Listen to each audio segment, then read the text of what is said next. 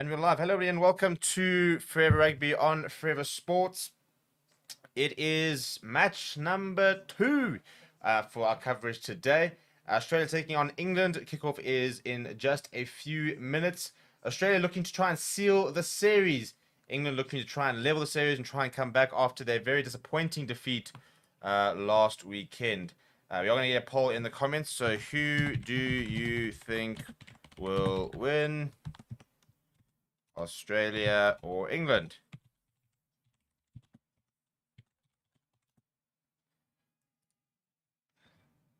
So please make sure you go and vote in the comment section.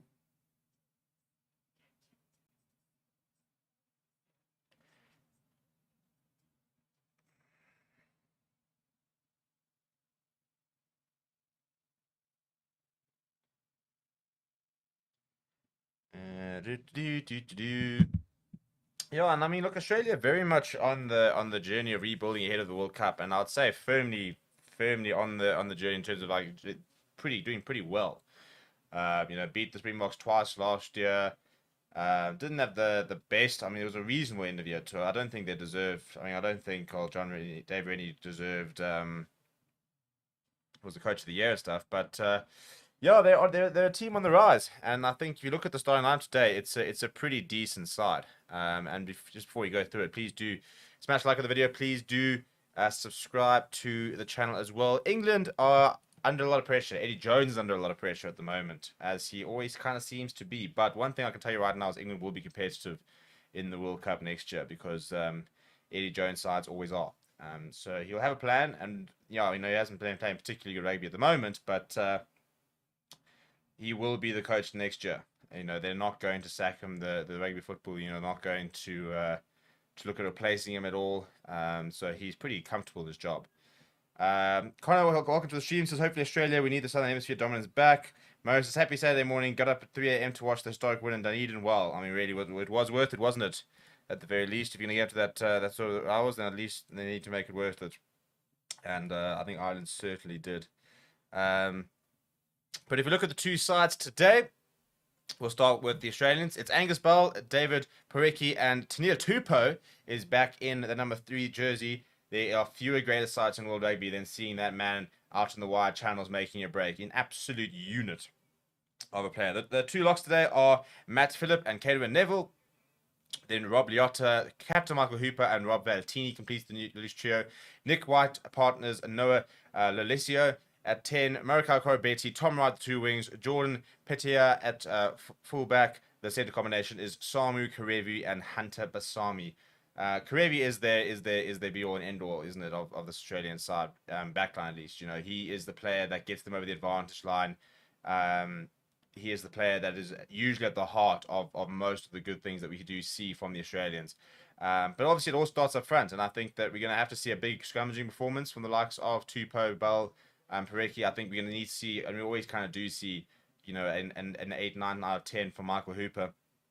Off the bench, Bilal Fainga, Scott Seo, James Slipper, lots of experience there.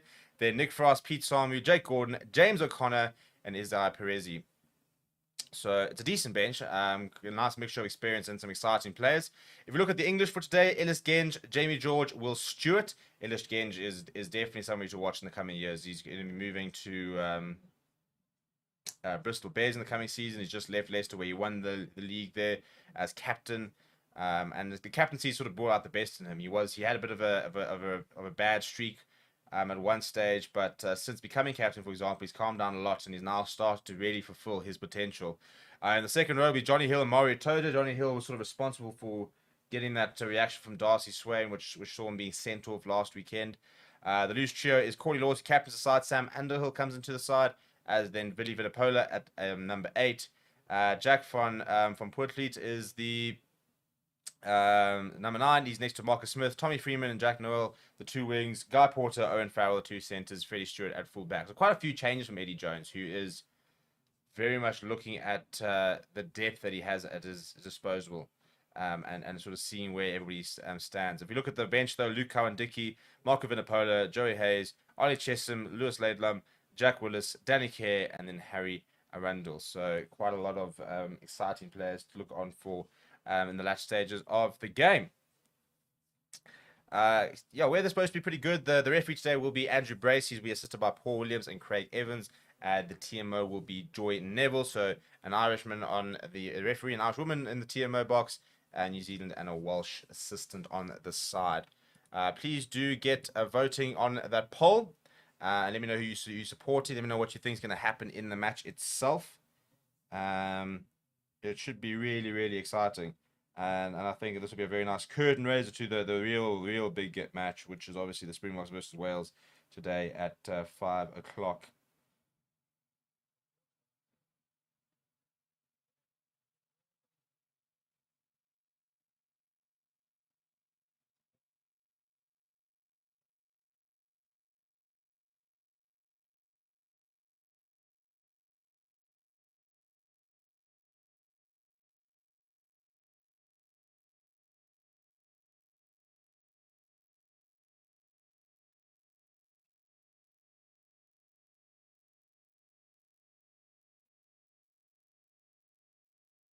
Well, there we go. We've finally crossed to the stadium. There's all the pyrotechnics going on. There's fireworks. There's light show. There's absolutely anything you could think of happening over there.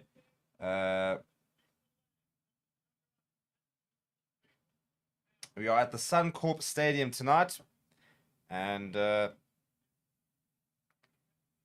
I reckon my prediction would be I reckon Australia take the series today. I think Australia will have too much for England. I think it's quite a rotated English side. I think the Australian side is looking really good at the moment, and I reckon Australia go 2-0 up and seal the series tonight. That'd be my prediction. What are you guys thinking? Do you think that England have a chance? If so, who are the people that you are looking out for?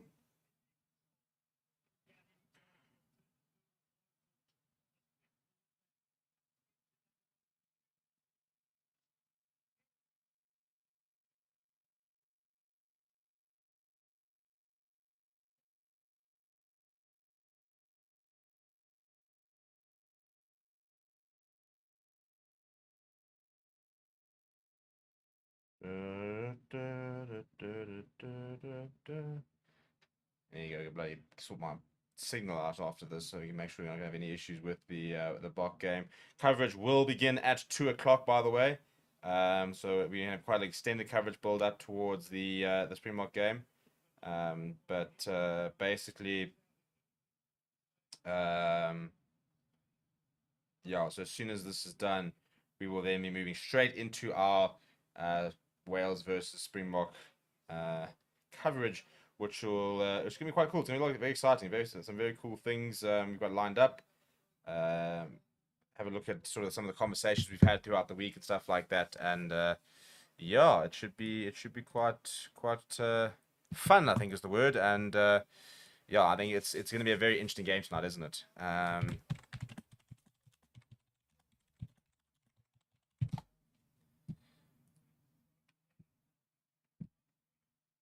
But what a player to have back in the likes of Tina Tupou. I mean, jeepers me, what a player he is. And when he goes on a storming run, yeah, shocker not being in front of him because he is just tremendous.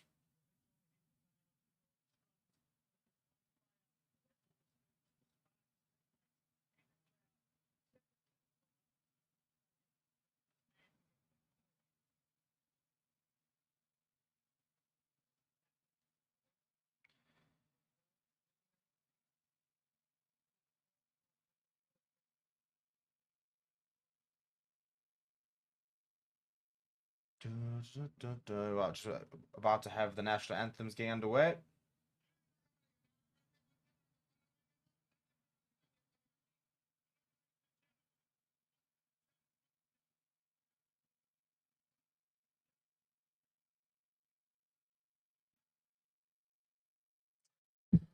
Right, a couple of minutes to go. A couple of minutes to go.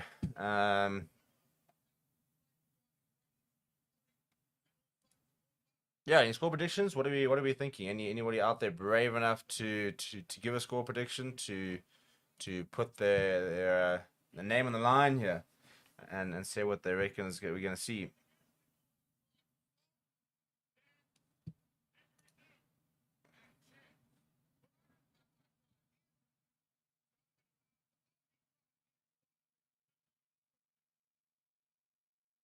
got some welcoming happening at the moment.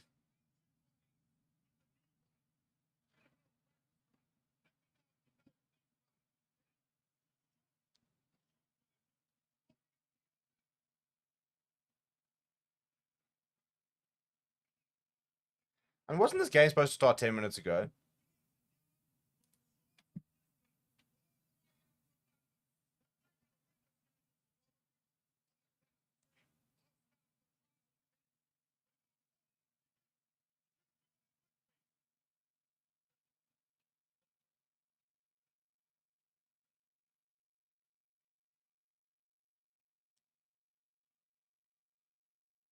This is really, yeah, interesting to say the least. Come on, people, let's get to the rugby up. I don't need to hear Aussie, Aussie, Aussie, for the entire bloody day.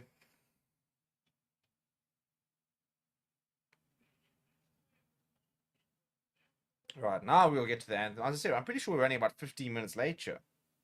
Unless I missed a change of time, it was supposed to start at 5 to 12. It's 5 past 12 and we still do not have any rugby action. Shay Davis singing the English national anthem.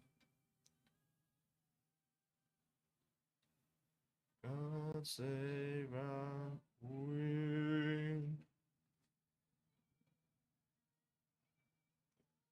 Listen, I'm sure there'll be quite a lot of English sport in the stadium, actually. With after 2 years of not being able to travel, there have been quite a lot of away fans. Probably not as many as we'd like to see. I think COVID has taken its toll financially on a lot of people. But really cool to see traditional, normal tours back, and that's what I think Dan Bigger and was saying during the midweek. It's really cool for them to be touring again.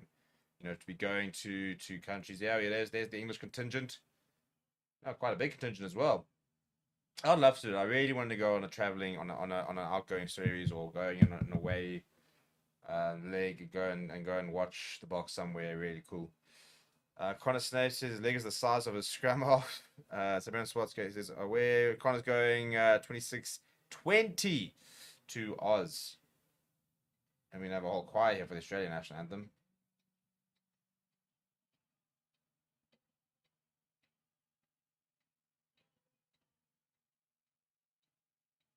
But this is not English.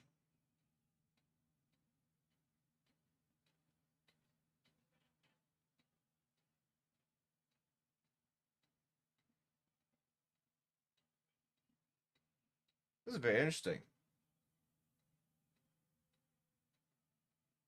I didn't know they're saying the national anthem in a different language, and I certainly didn't expect the entire blooming Australian side to know it as well.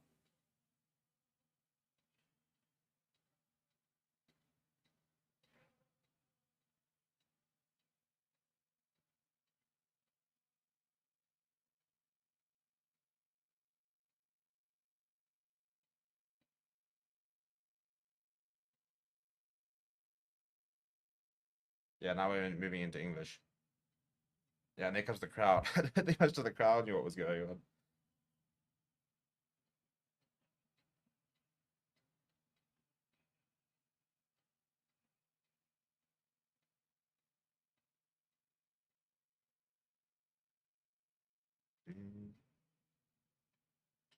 Yeah, we're going to be literally 15 minutes after the scheduled kickoff time is when we're going to actually probably get kickoff. This is ridiculous. 15 minutes.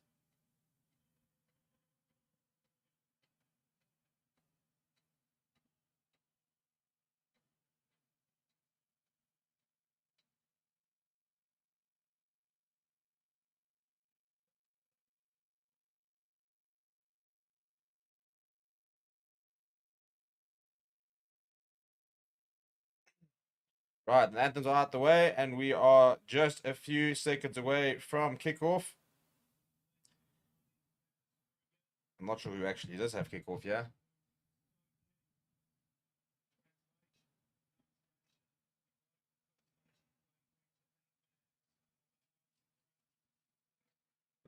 Do, do, do, do, do, do, do.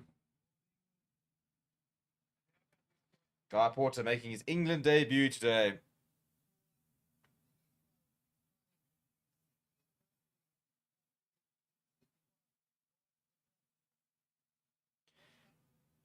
I mean, he looks actually Australian. I mentioned the fact that he was playing for a Sydney University. He was born in London, but he looks Australian, old Guy Porter.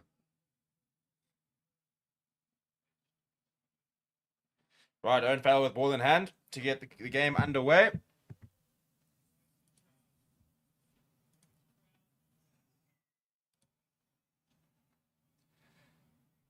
Gone towards the right-hand side has Owen Farrell. It's an early touch there for, I think it was Matt Phillip. And Nick White, with his sporting his very magnificent moustache, will bring out the first box kick of the day. He won't find touch. It'll be a tester for Freddie Stewart, who's an absolute giant of a human being and does very well.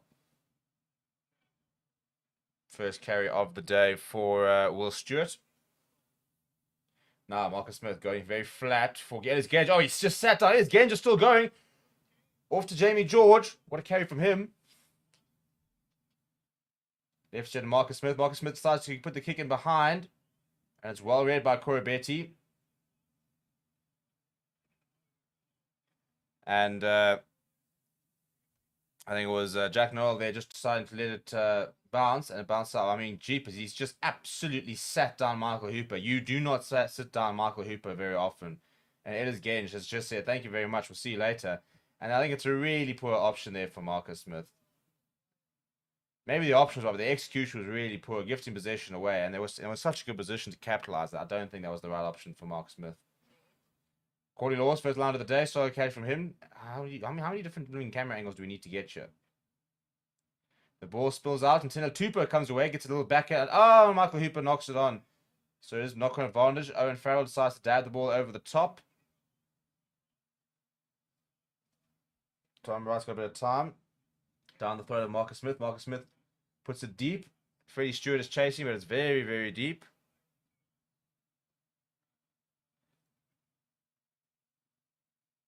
Yeah, and Australia just deciding to mark the ball there. So England already going to the boot 3 times in open play in that period. So it's a bit of a, I think, a bit of a sign of things to come. They decide to take quickly here to Australia. And Karevi's going on the outside, brings in Corabetti. Corabetti chips over the top. Oh, well, jeepers. Well, flip. It's a fantastic tackle of Freeman. I think it was actually made by an English player. He just ran into him. Now, Vinipola trying to get him to the front foot there. Back in the squad. Marcus Smith pretty flat to Mario Toje. Quick ball, though. Marcus Smith going to Owen Farrell. Owen Farrell going to Jack Noel, who rides the tackle of Karevi and gets through it. Ellis Genge just stopping a little bit before that tackle. Michael Hooper will be looking to try and set the record straight there. Bit of a good pass there. Jamie George running a really good line off the shoulder of Marcus Smith. A really good line there being run by Tommy Freeman. Is a big man. Sniping. Away to Villapola. Villapola decides to go himself. He bounces off a tackle. He's still into the 22. This is really good from England. Mario Toje showing goes. From Port Fleet, the distribution is pretty good so far. Owen Farrell delaying the tackle. Oh, that's really good hands for Freeman. Jack Noah comes inside.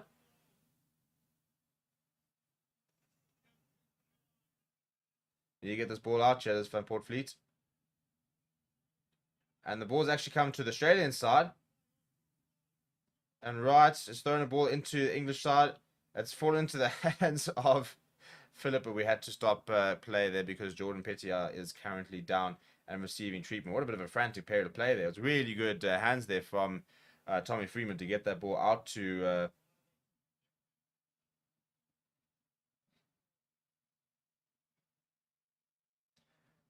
yeah, Jordan Pettier looking very, very groggy there. I don't think he's going to be able to continue here.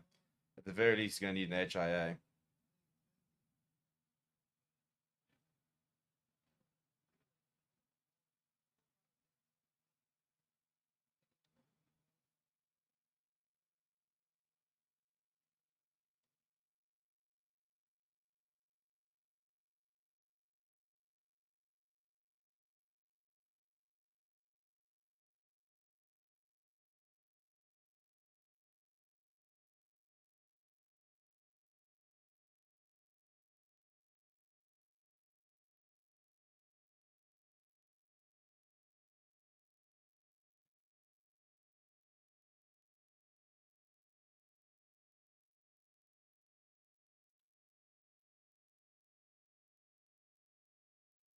Yeah, Saprezi coming onto the park in place of Jordan Pettier, who's going to have to go off. There was a penalty for England.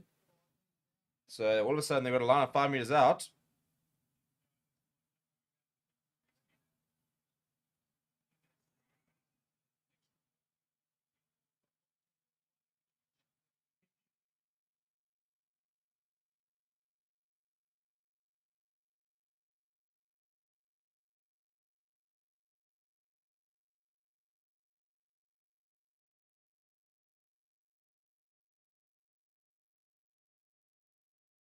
Right, so big opportunity here for England to try and score first to go to the front of the line. Tomorrow Toji brings it down. That's a really good change of the line. That's a fantastic more try. Goodness me. And it's Vinipola who's got scored there, but what a slick move that was. They changed the point of contact. Moritoja goes straight up, straight down to Vinipola, who's then being driven by the likes of Courtney Laws, Alex Genge. He just turns and puts down. It's Underhill in there as well. Alex Genge putting just reminding Michael Hooper probably that he ran over him earlier.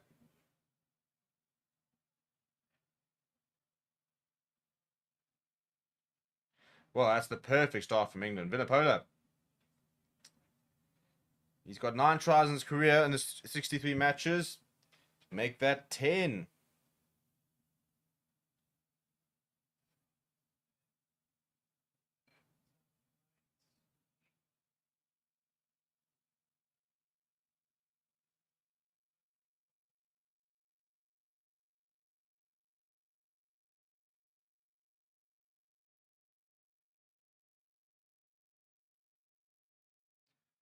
And conversion temperature from Farrell is good. Is good. So 7-0. Good start early on from England.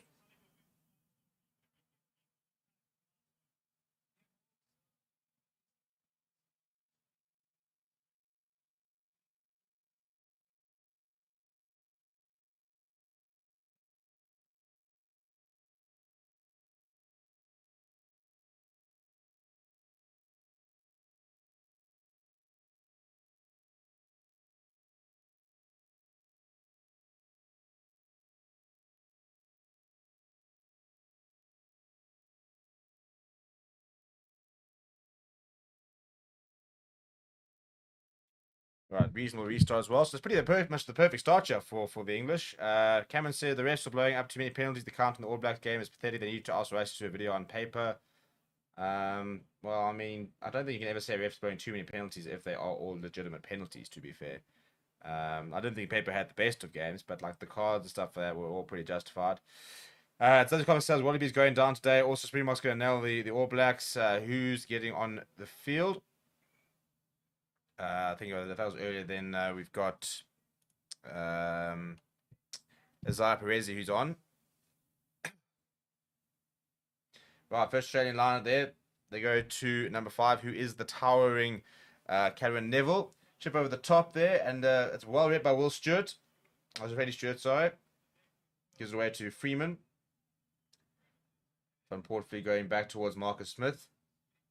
Marcus Smith hacking it downfield.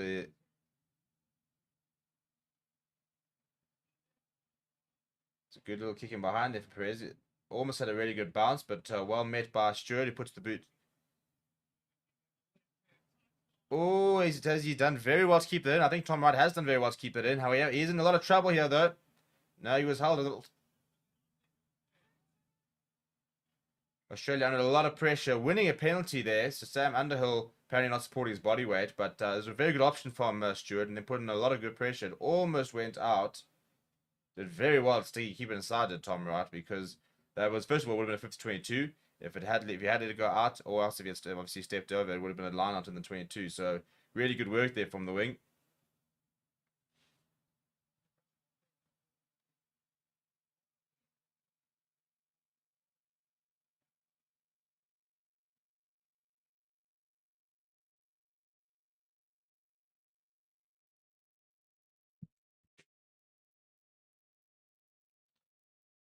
Right, so it's an Australian line out just halfway between the 22 and the 10 meters, so not out the woods yet. They go to Neville. And it's been brought straight down. The sack looks good. The question is, will the ball be able to come out here? Nick White. I think it's actually been turned over, you know. Yeah, Van Portfree's got it. Giving away to Billy Vanapola. He makes a few yards. And a penalty for England as well. It's against Michael Hooper.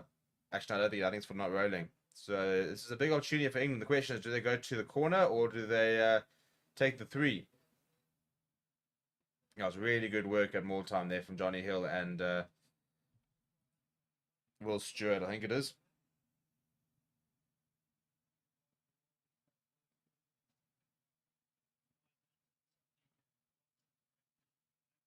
Yeah, they are going to take the 3 points. So it was the penalty for not rolling away.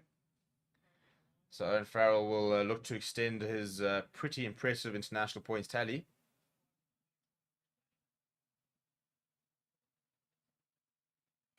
And at the start, the Dave Rennie and his coaching staff would have wanted so far.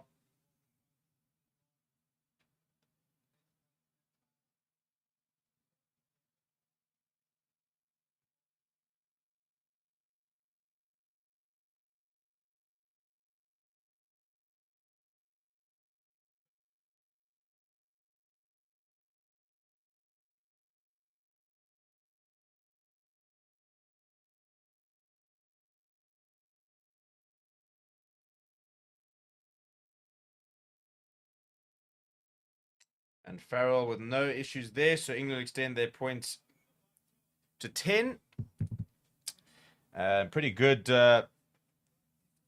start here from the away side. I'll be saying Toe jumping around like a madman again, looking a fool. Yeah, he's not a particularly popular man at the moment, is Maro Toje. Not too many people enjoying his antics.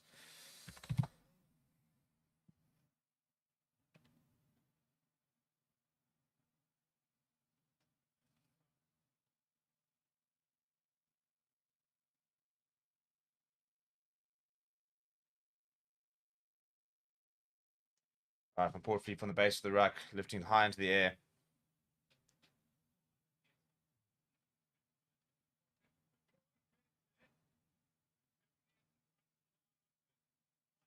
Oh, Johnny Hill's going for the interception.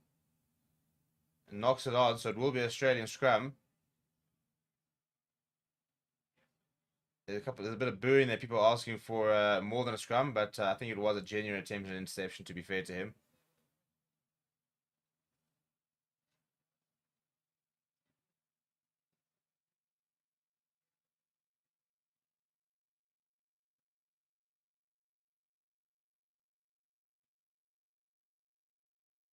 Yeah, I think a knockout's a fair call there. It wasn't like it was just a hand stuck a hand on. He had both hands up there. It was a genuine attempt to make the interception, so we've got no issue with that call whatsoever.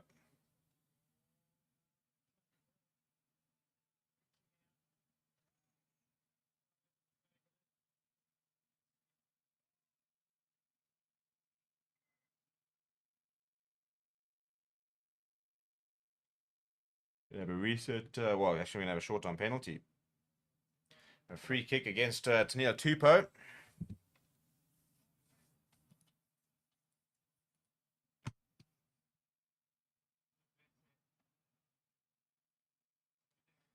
And Corbett under that ball under a lot of pressure.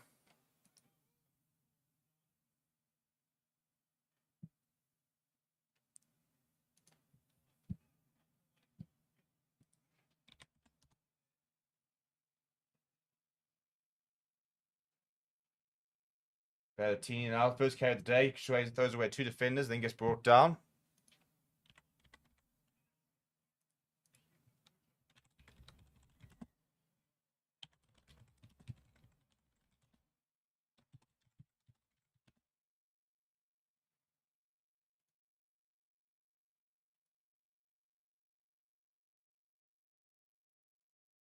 Quite a few penalties. Quite a disjointed game, so we haven't exactly had too much free-flowing rugby just yet.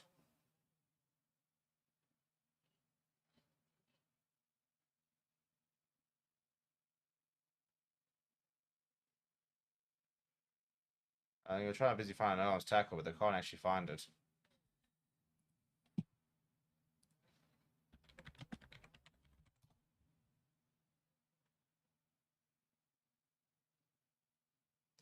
So it's another penalty for England, and Owen Farrell is lining up his 3rd kick of the match.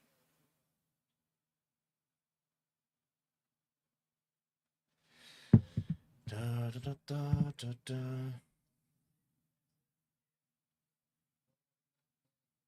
I still don't know what this penalty's for, to be honest. But anyway, Owen Farrell looking to make it 3 from 3, take England up to 13 points.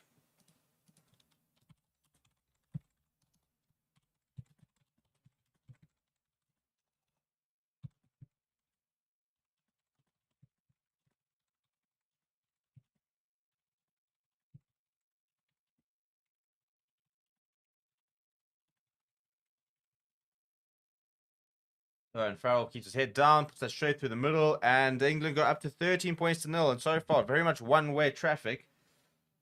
Eddie Jones will be very. Oh, I've got the stadium Wi-Fi password in there if anybody wants it. Good job. I think Eddie Jones will be quite chuffed with what he's seen in the opening period.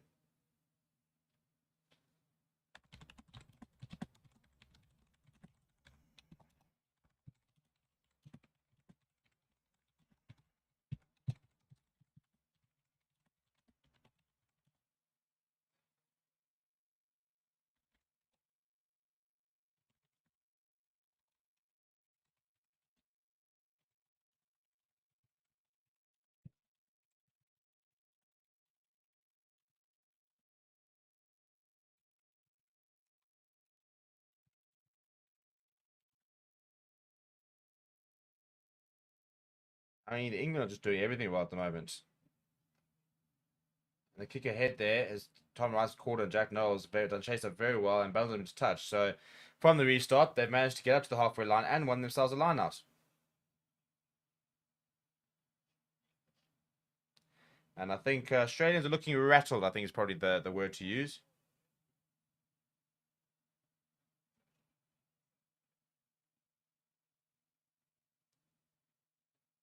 Oh, that doesn't look good for Melis Genge.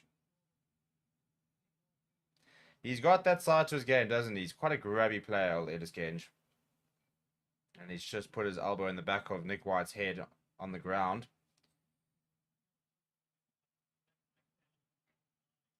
Yeah, I think the TMO's getting involved here, so I think Ellis Genge is just going to give away a really stupid penalty.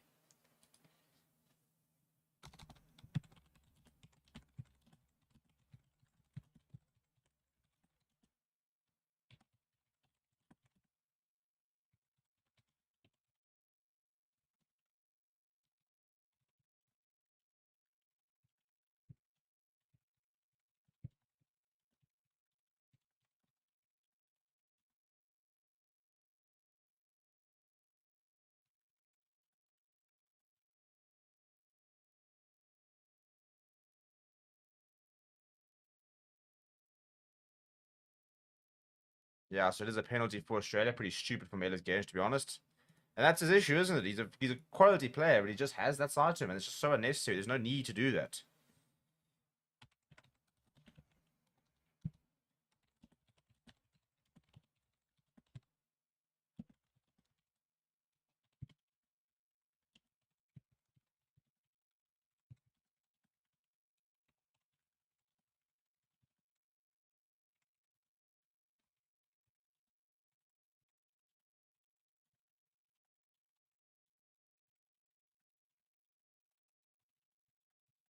So off the back of the line up there from Ballatini.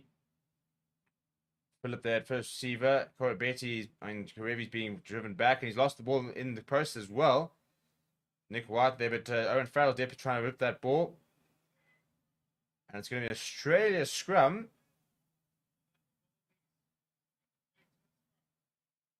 So not being very accurate so far here are the Australians. And definitely England winning the small battles. Owen Farrell very much looks like he's here to play.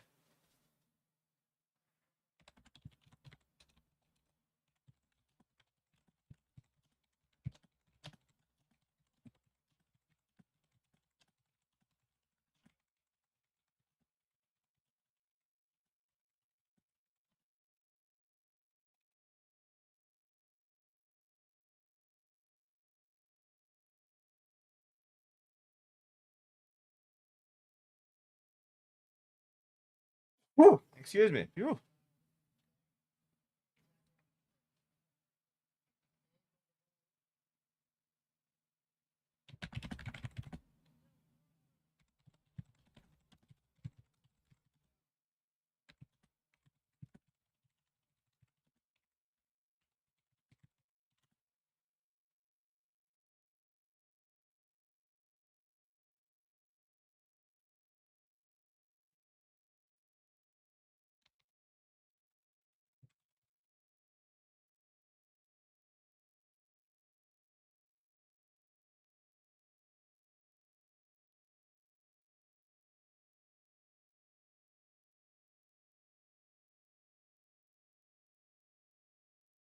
Another penalty for England. So, I mean, they're just doing absolutely everything right and very, very little wrong at the moment.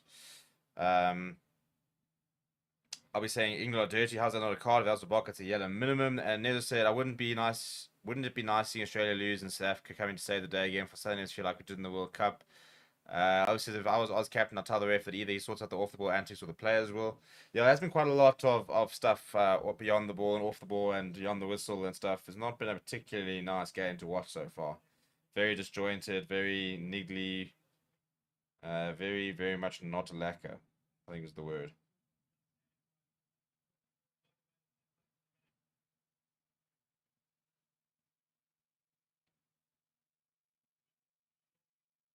Well, it's a messy lineup, and Rob Valentine's actually come away with it. So Australia have turned it over.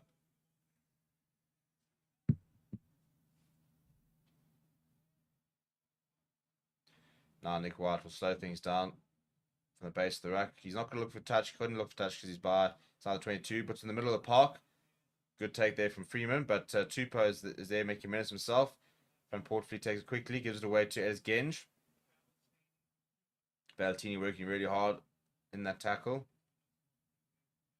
Back to Marcus Smith. Marcus Smith see a bit of space down there. He does this quite a lot, Marcus Smith, and I don't really like it. These little kicks down the middle of the park.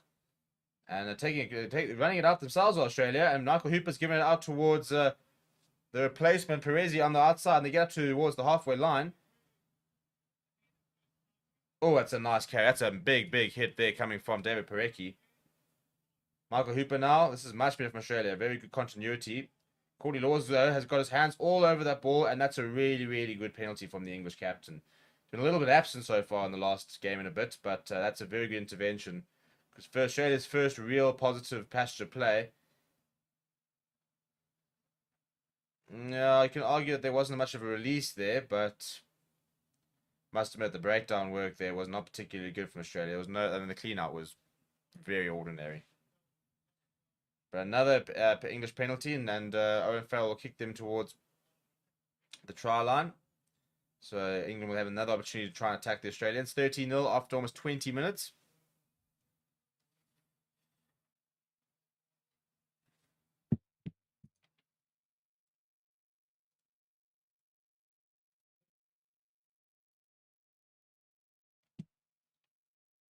Da, da, da, da, da, da, da, da. This time, much better line out there from England.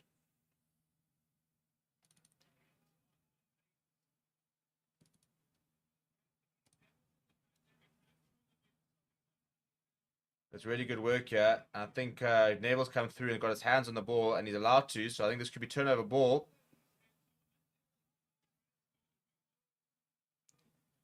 But they managed to break away. England managed to recycle. That's actually very good work here by England.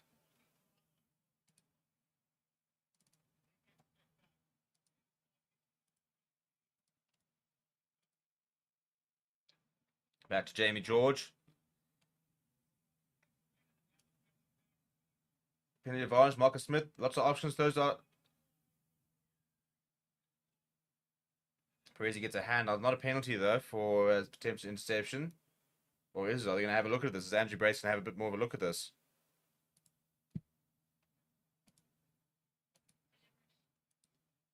Deliberate as the call from Joy Neville, the TMO. So he could be in a bit of trouble here.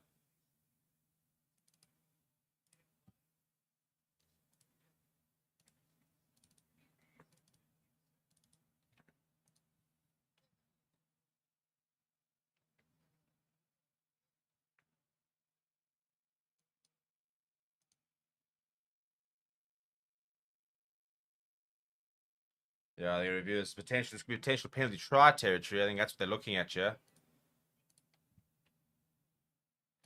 Look, he has to make the interception. It's because if this pass goes to hand, then Freeman's running in. So we're having a look here. Could be a bit of trouble here for Australia.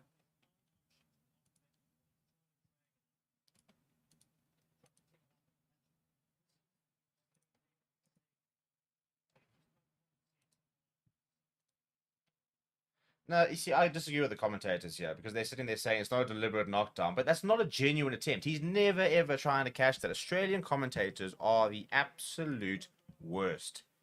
How can you try and look at that and sit there saying there's an issue with the law there because he shouldn't be yellow carded?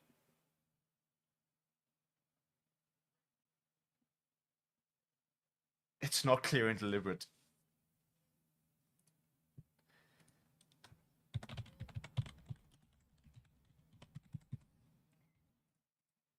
I mean, I love it. You know, he puts his hand in the air if he catches that, but he was never going to catch that, and he doesn't catch that. So what is there to even argue with? Of course, that's a yellow card. He was never in a position to catch that. Johnny Hills earlier, he was in a position to catch that. He got both hands to the ball, and he almost did catch that. You can't just stick a right hand up there. I mean, when's he ever catching that? When is he ever catching that? Not deliberate. Shut up. Shut up.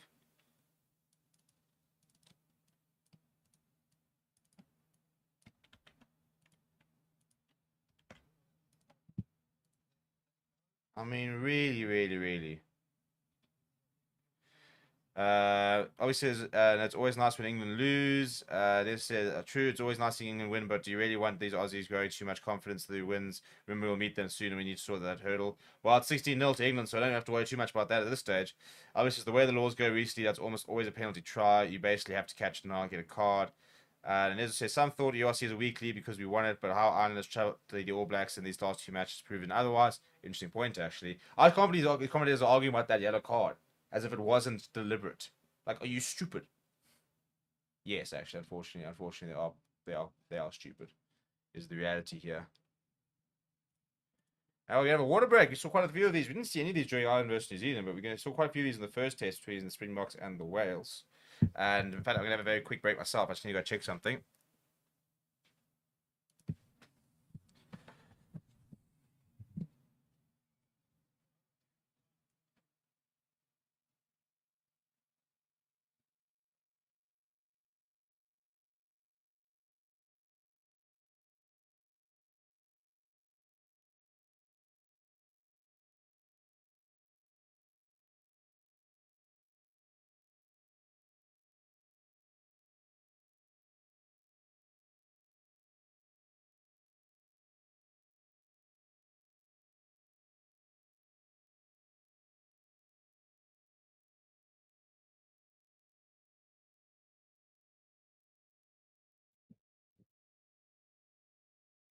We are back. England with possession inside their own 22. Van Portfleet goes to the boot. Lifts it high. Big tester here. It's a really good take there from Tom Wright. He's operating on the left wing at the moment after the replacement early on to Jordan Pataya. Nice flat ball there from Michael Hoover, but a pretty good hit from Owen Farrell. Guy Porter working hard as well on debut. Nick White going pretty flat. Two-point first receiver giving it to Alessio. That's good hands there. Rob Valentini finds himself. Sorry, it's not Valentini. It's Liotta out on the wing there. He had Corey Betty for help, but opted not to use him. Oh, I mean, tell you what. I mean, he's knocked it on his Neville, but Tupou quite fancied himself at first receiver there. Now the ball's been thrown back to nobody. Mark Smith, seeing a bit of space, decides to kick and chase. And it eventually falls back to Nick White. So Australia winning that possession back.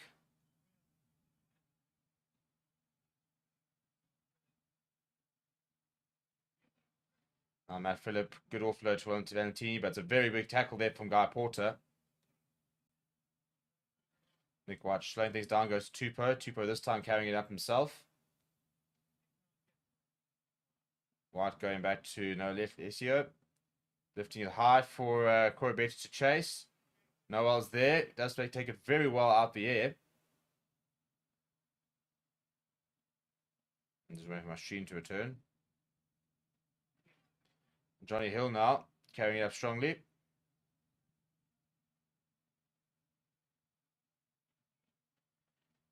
Right, Van Portfleet lifting it high in the air, but it should be uncontested there for Lolesio. Oh my living, he has been absolutely hammered by Jack Noel. He has managed to keep it, so Australia do recycle it.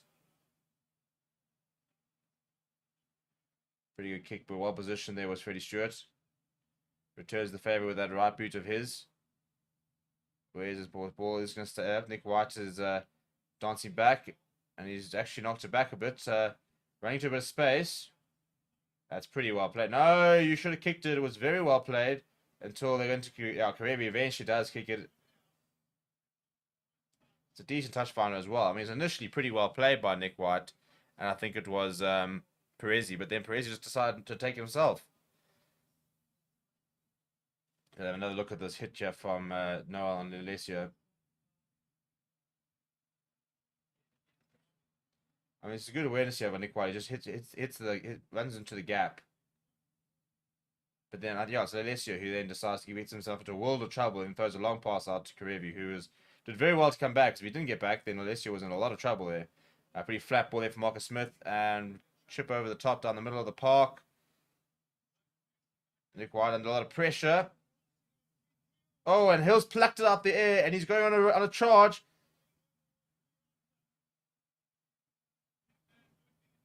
Mario Toji pick up and go up towards the 5-meter line. Van Portfleet get inside to Ellis Genge. Another strong carry from him. But a really big counter-attack coming from Australia. The ball's got loose. And Matt Phillips actually come away with it. That's a really good counter-attack. Pretty poor breakdown work from England.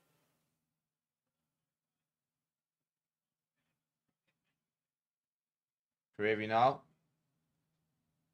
will use his boot to once again get Australia out of a bit of trouble. Yeah, Australia very much under the cosh at the moment. And that kick from Nick White had to find touch, doesn't find touch, and look, to be fair, would have gone over anybody else besides Johnny Hill. But Johnny Hill was there, plucked it out of the skies, but a really big counter-attack coming in. Yeah, I think it's Michael Hooper actually. No, it's Matt Phillip who comes through, and then as he counteracts, the ball comes loose, he picks it up, turns it over. So thank you very much. And Karevi gets them up towards the 10-meter line. They go to the front of the line up there to Toje. It's well read by Nick White though.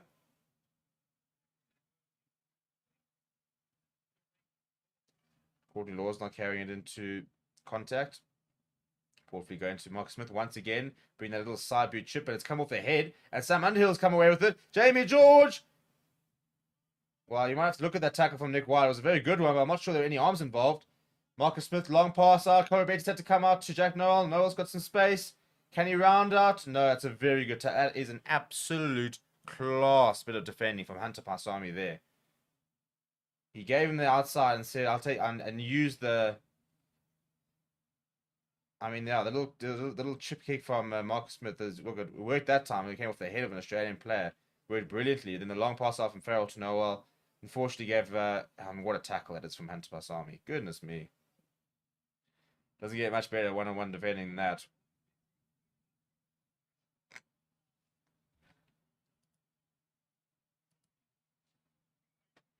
.61% territory for England in the last,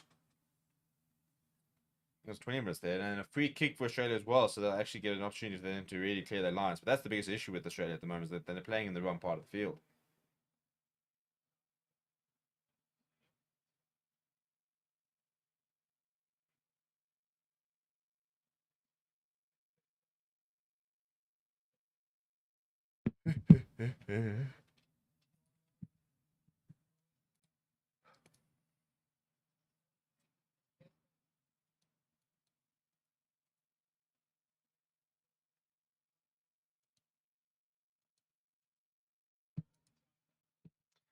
So just front of the lineup there. Owen Farrell at first receiver. Marcus Smith going to Noah, wrapping around. Noah decides to put in a little kick in behind. Corey Betty is back. The opts not to kick it. He's running himself into quite a lot of trouble at the moment. Bounced away from Porter, brought down by Van Portfleet, and the Australian players are getting back. It's just weird because they're just not kicking it when they're inside their own 22. When they probably should, to be fair. So it's an interesting tactic from Australia, but now Nick White from the base of the ruck will clear the lines a bit. And they just can't find their way out of their half. We see so many kicks from the boot. I mean, you talk about the, if you think South Africa kick a lot, I want to check how many flipping kicks been behind we've seen from England today.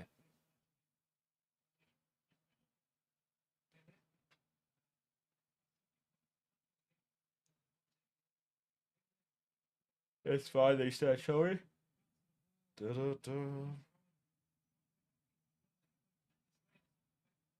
Bit of a messy line out there, but will be another England line out. So stats wise, England have made 15 kicks from hand so far.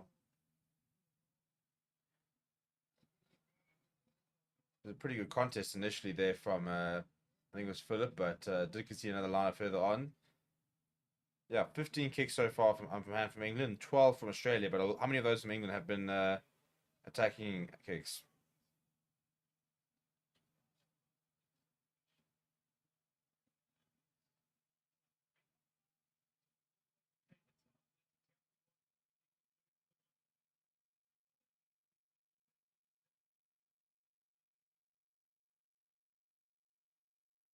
Oh, show and go then. Port Fleet's found a gap. Brought down by his opposite number. He's actually playing very well today. Pick him and go from Vinny Polo. He was looking for an offload but didn't come, and the referee Andrew Brace wants to go back.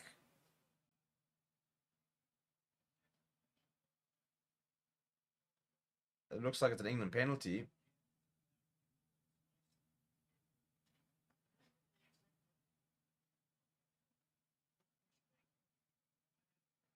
It was good work for the back of the wall.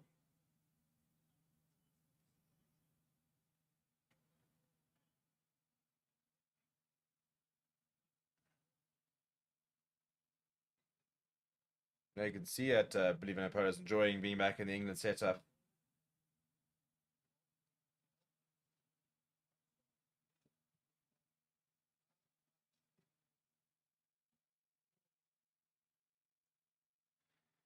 They've gone back for penalty, and Owen Farrell will have another shot at goal. I mean, they're going to be 19-0 at half time at this rate.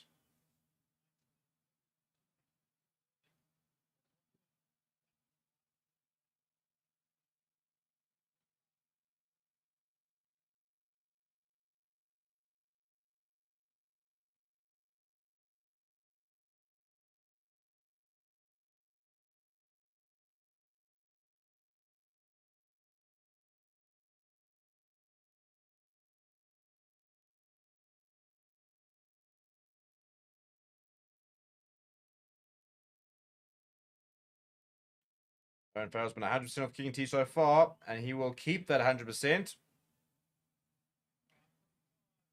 5 kicks from 5 there from Owen Farrell. What a game he's having so far with the boots. Haven't had particularly difficult opportunities, to be fair.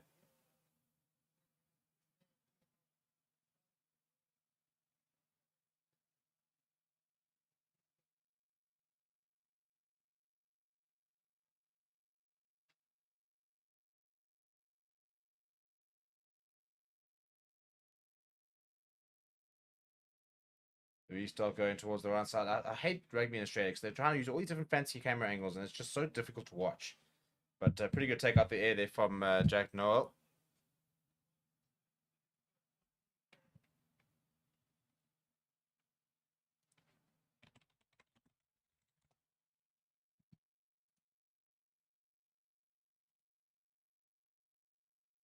For Betty, it's a really good chase. No, it comes back towards England. Must have been a knock on there. No, nothing apparently from Andrew. There's a knock on there from Will Stewart. So we will have a scrum. It's a very sloppy game. I wouldn't. I mean, compared to what we saw earlier, it's been pretty poor, to be honest. Adam says TMO is really poor. How they're getting more base calls with replays late and wrong. Is Quay still injured? Yeah, he's out for the series, from what I read. Alpha Lincoln says nobody wants to admit that they are kicking more and more like SA. They literally are. This game is boring, yeah. Unfortunately, it's just a very sloppy game, isn't it? I mean, how many handling errors have we seen? How many penalties have we seen? It's been very disjointed. It's not been a particularly high caliber of rugby so far, unfortunately. Look at the stats here. I'd like to see if it's got. I mean, there's already been 17 tackles missed this half. There's been almost 10 penalties across the plot. We've seen a couple of free kicks as well. Yeah, messy, scrappy, very scrappy half, I would say.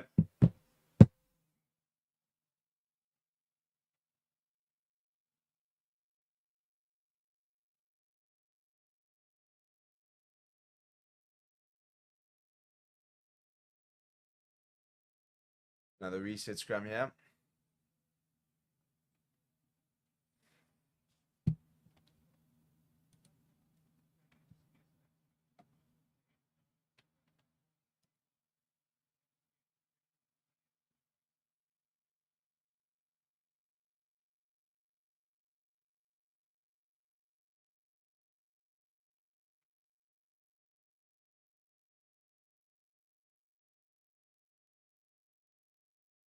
Much better looking scrum there from Australia. But big shot coming in there from Ellis Genge on the loose head side. And it's a penalty for Australia.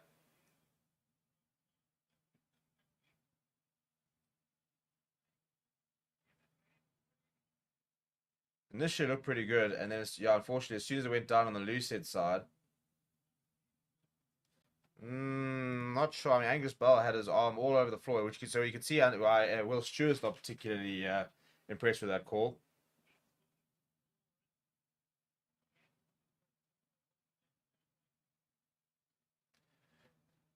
No, Lelesio will find touch inside 22. So a big opportunity for Australia to strike back. If they want to get something out of this game, they've got to try and score a try here. If you go into 19-0, it's a very, very big mountain to climb.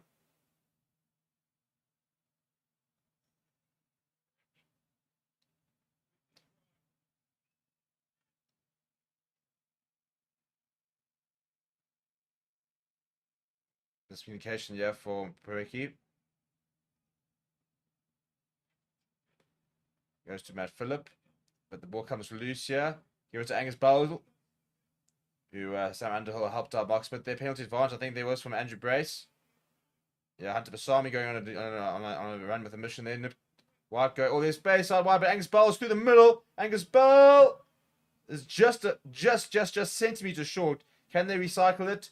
That's going to be a penalty for Villafina slowing it down. Tupo's over. Tupo scores.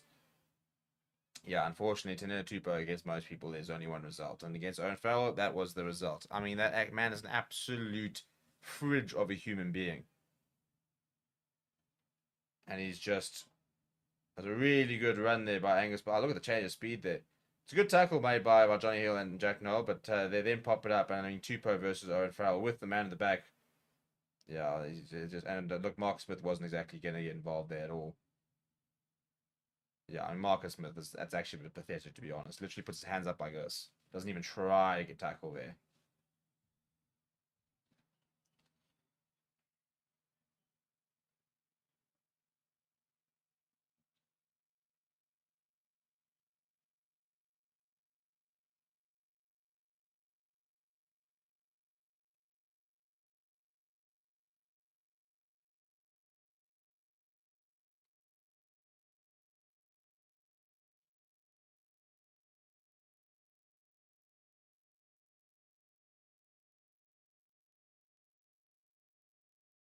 So it's a big moment for Australia. We finally got some reward. First points on the board here, but yeah, if they can find a penalty or something like that, or another try for half time, then I think they'll be feeling a lot better about life. But have looked a lot better in the last sort of 5 minutes. Before that, it was very much one-way traffic.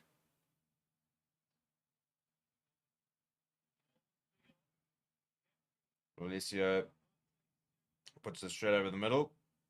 Good kick from him, his first kick of the match.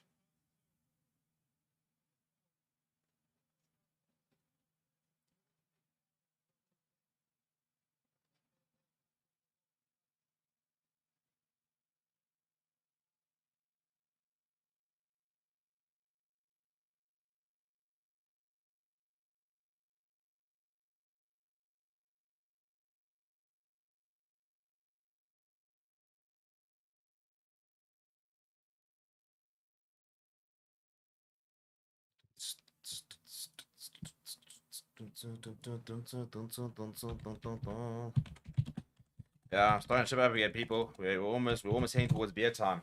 Not this game. I don't think that's a bit early. So we started. Oh, just sit down, Maury Toje. Goodness me. He's out, by the way. He's out cold. No, Tojo's out cold. He's absolutely nowhere there.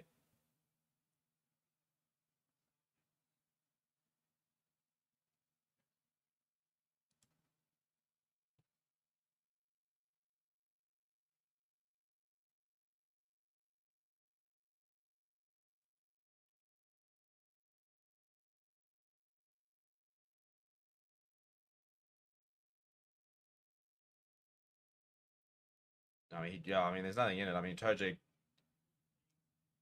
goes into the tackle and and his head first into the shoulder of Hunter Basami.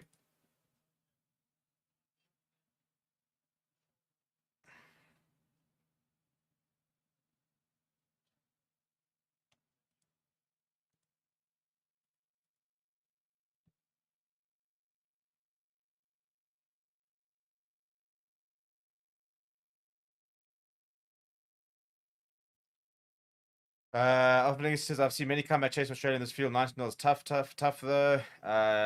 Obviously he's like 140 kgs, massive man. He's only like 5'11". Then Albie says that's Toji's fault for going high in the tackle. Opening says Wikipedia says 135 kgs on my list. We don't actually have the Australian completely finished. Yeah, I'm not entirely sure what Tupou's official current weight is, but he's a very, very large man.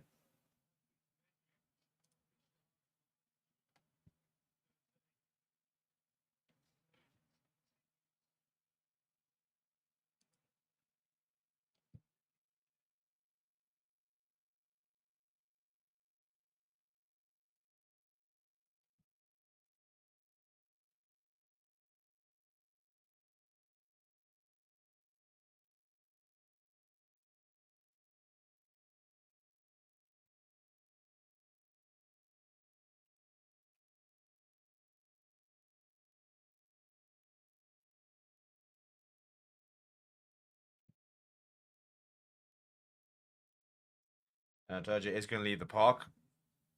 A massive, massive hit on him.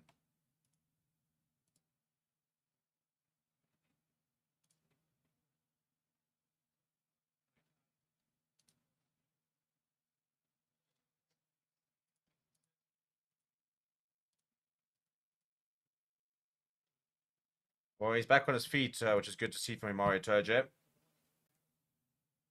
But yeah, Jeepers was a huge hit. Adam says, do you think Eddie will stick to Marcus at 10, Farrell at 12 for April 2023? I think that they're trying to do that. I'm not convinced it's the right. I don't know. It's difficult. I think that. Yeah, I mean, I like Marcus Smith. He's a very exciting player. I haven't been particularly impressed with him tonight. I think he's kicked quite a lot of wasteful possession away. Um, yeah, I think they'll probably try go 12 and Owen Farrell and 10 Marcus Smith. Because the problem is the way Marcus Smith's playing for Harlequins, he's undroppable for England. He has to be playing. He's playing so well. Big counteract there. So the ball was still in, which is why Mark Cooper couldn't play. So it was good. It was good counteracting there, but you then still have to come through the gate. The ball's not out.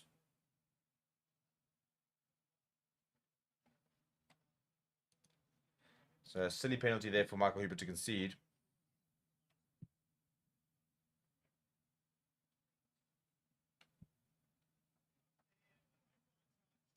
Doesn't find touch though. So Australia will put that out. 19 points to 7 is how it ends after the first half. Australia were pretty much nowhere for about the first half an hour, but the last 10 minutes have looked a lot better. England have potentially lost Mario Toje, which would be a big loss for them as well. So yeah, big half to come. But if Australia don't pull out their socks, this series will very much still be alive at the end of the match. Yeah, we're gonna take a quick break, and we'll see you guys very soon.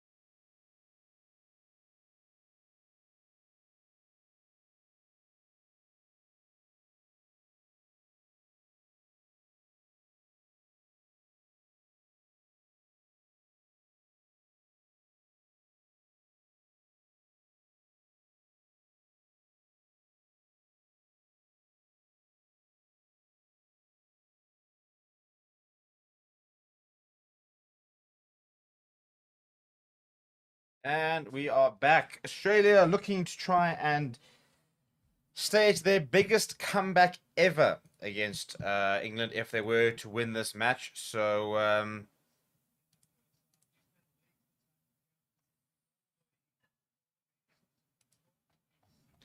yeah, big 40 minutes ahead for the Australians. Who just not looked the same side that we saw last weekend, and not the same side we saw last year actually. And I think just probably just need to go back to basics a lot. Bring your better players into play. We haven't seen much career with ball in hand. We've seen very little front football, and I think the pack really needs to kind of stand up here and give their backline an opportunity to try and get some front football because Karevi can't get over the advantage line if is spending his entire game retreating and trying to bail them out of trouble. So the restart goes towards I think it's Freddie Stewart. That he takes it very well out the off the start there from Port Vito. I thought I had a very good first half. And it's a first touch on the second half in the ball for number 19, which is Oliver Chesham, who's on for Mario Itoje. He took a big knock in the first half and left the park. Tested there for Alessio, who's up to the task.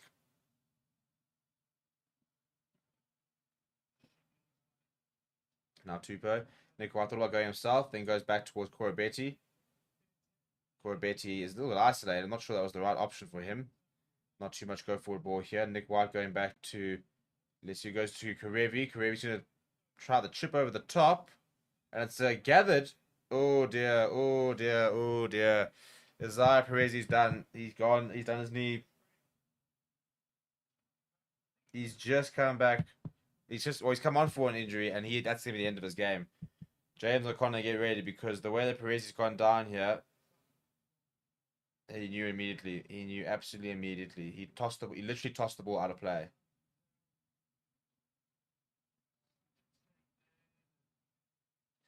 No, he's in so much pain there.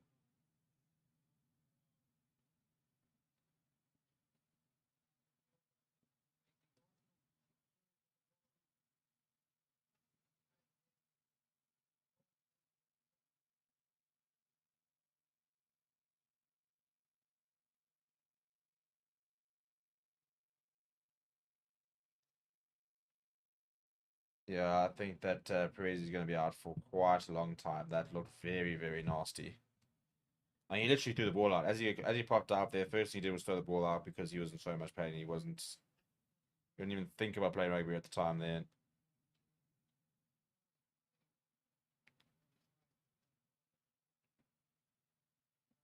he still had head in his hands. Nope, it doesn't look very fun. No, thank you very much. I would rather not.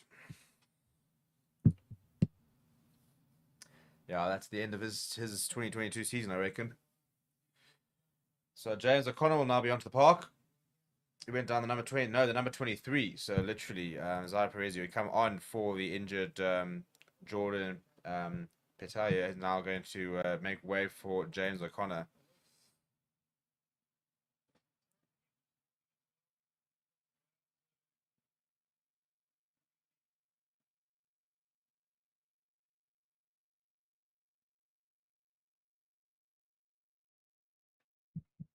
Yeah, the golf cart's out. And yeah, let's hope that for Perez's sake, it's not as serious as it looks because it looks really bad.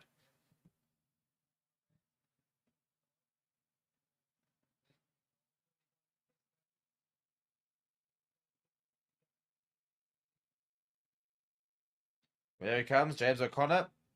He really needs to grow some hair, doesn't he?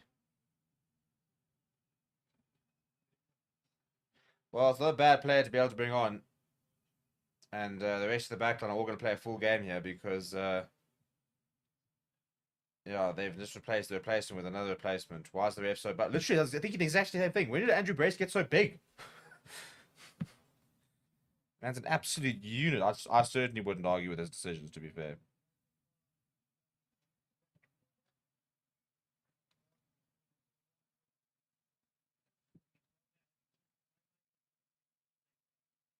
So James O'Connor slotting in at full back.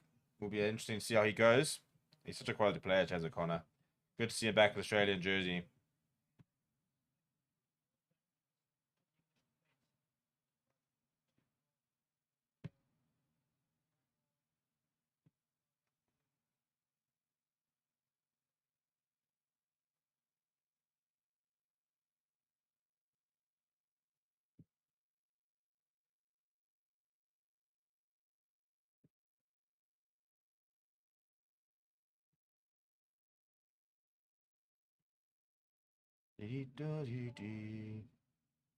Right, so Perezi Ismet has left the park. We will resume with a scrum for England. And they go down the blind side as Vinipola. Well wrapped up there by White, who's really stood up today defensively. Will Stewart there. Wasn't a particularly good position, was Matt Phillip. He does make the tackle. Portfleet goes to Jamie George. There's an advantage there from Andrew Brace. There's a bit of a half a gap for Portfleet. Johnny Hill after this come off. Courtney Laws going himself.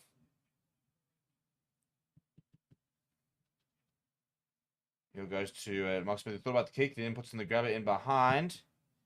Probably not the right option though, to be fair.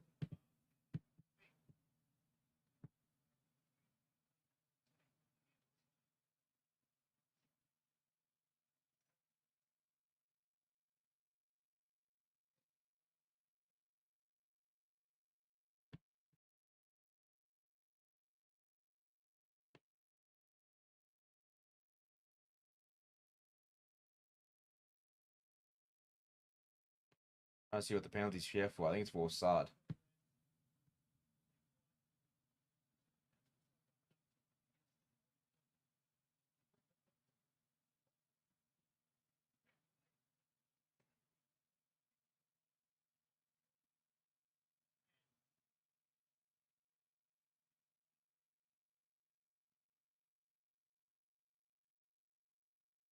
Do, do, do, do.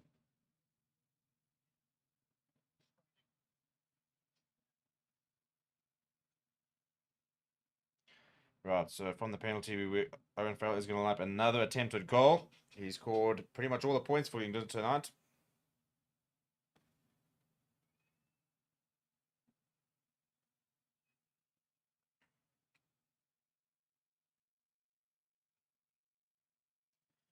And the first points of the second half will come via the boot of Owen Farrell, who has slotted that very casually. And yeah, look, Australia just not really at the races, to be perfectly honest. I don't think there's been a single facet of the game where they've dominated England or looked better than at all. England have pitched up. They're paying the price though. No Mari Toje. A couple of injuries in the English squad at the moment.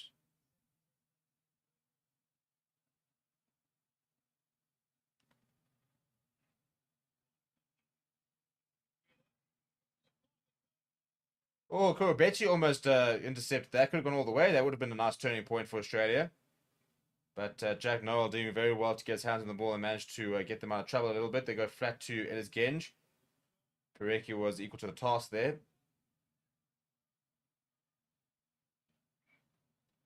No advantage. They're going to go back for the knock-on, so it will be a scrum for England. Nick White with the restart.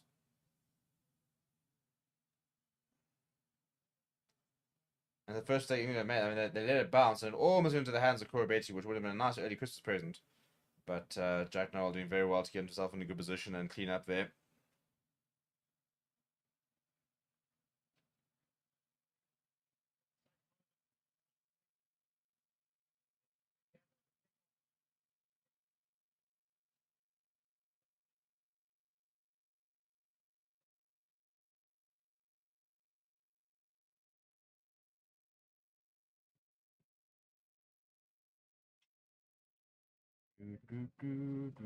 So a little scrum here on the 22 on the left-hand side of the park.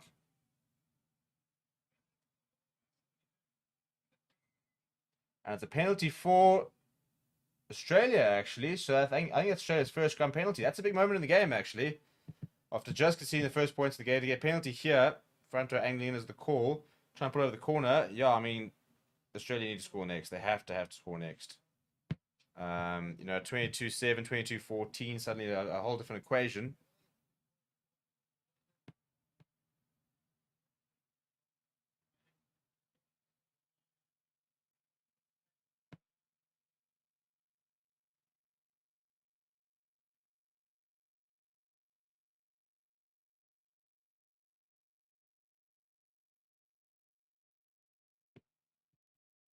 Well, first things first, Neville has won the line-out. They've got a lot of backline players in there. They're looking to try and maul us all away.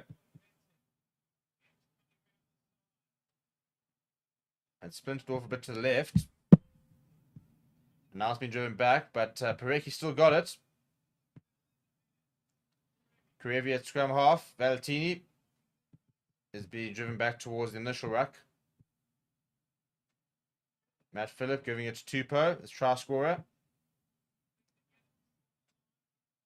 Villapolo's out there, but the ball is available.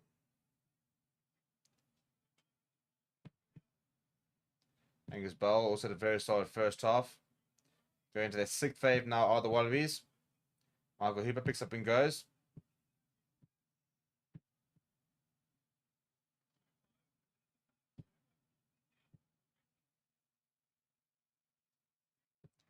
So far, English defence holding up really well. Australia going to their 8th phase.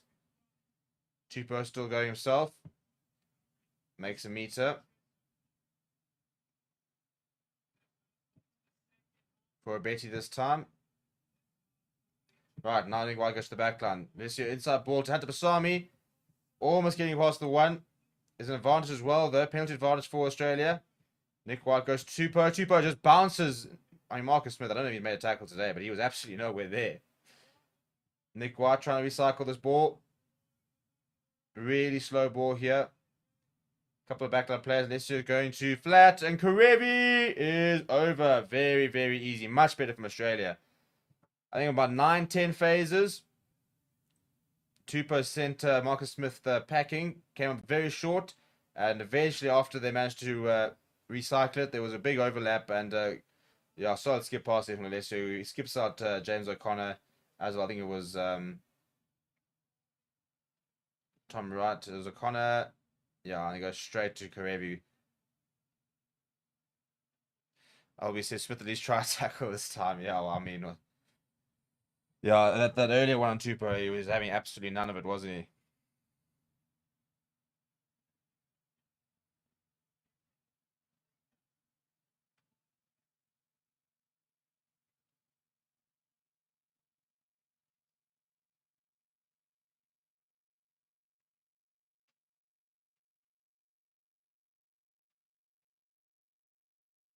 Samu Karevi. Right, so as I said, Australia had to hit there back then, and they did. So the point is 10 points at the moment. The kick to come, if the kick goes over here, it suddenly becomes an 8-point game.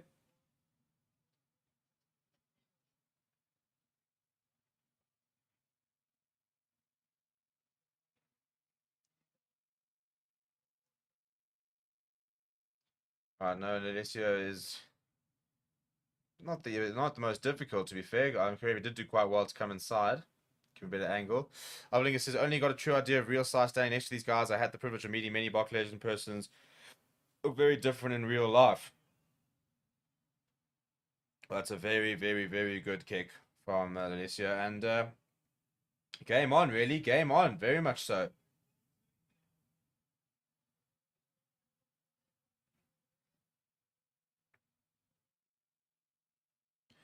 You know, an 8-point advantage, half an hour to go. It's not much. If Australia score next, it's not much at all. Right, Owen Farrell with the restart. Goes to the right hand side. Goes down the throat of Hunter Pasami, who just lobs it up midway. Stewart underneath it. He's got Vinapola next to him. Very good tackle made on him, or Antini as well. I think it's a replacement as well. Will Stewart bundles his way. Oh dear, oh dear, oh dear. There's another injury from the looks of it. So replacement, Scott Seary's come on and looks very, very unhappy with life. It's a bit messy though, and Alessio is cleaning up. He's got James O'Connor to his right. Does go to James O'Connor. He has O'Connor weighing up his options. Does go to the boot. Won't find touch though. Goes down the throat of Stewart, who's cutting inside.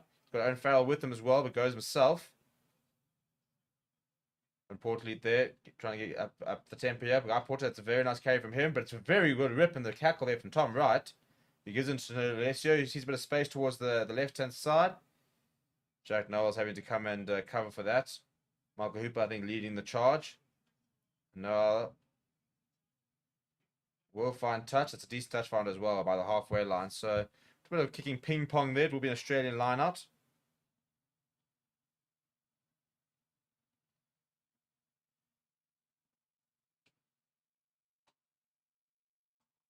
No, man. My bloody dog just pulled the cable.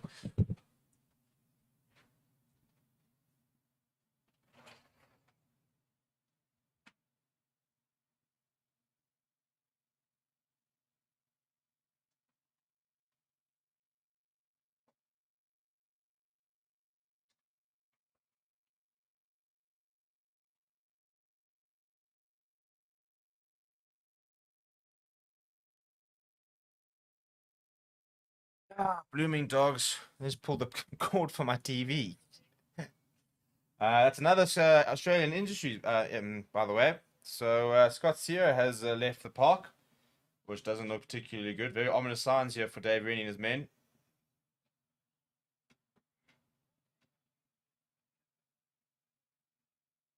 So Angus Bell's going to have to play a pretty full 80 minutes here. Flat there from White to Valentini in the midfield.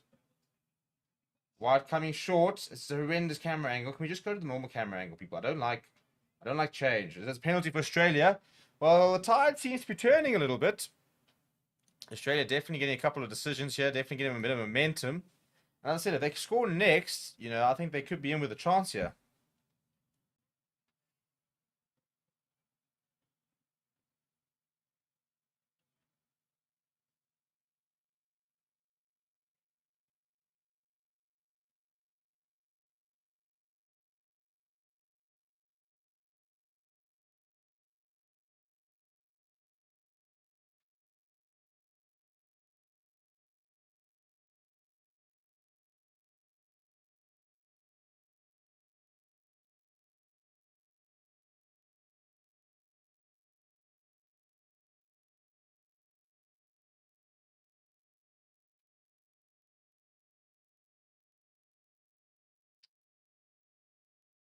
What's all these injuries from Oz? Some strength and conditioning issues. Yeah, they're not having a good time up there. There's been a lot of injuries today because we've also lost Mario Toje.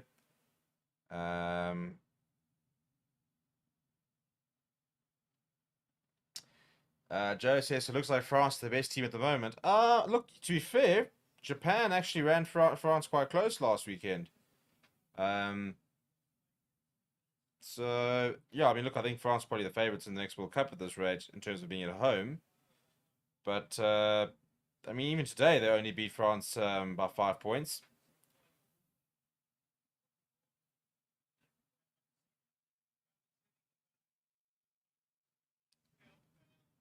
Oh, Bell missed the first receiver there. I think there's a knock on there from an England player. Is it a penalty though, or was it just a knock on?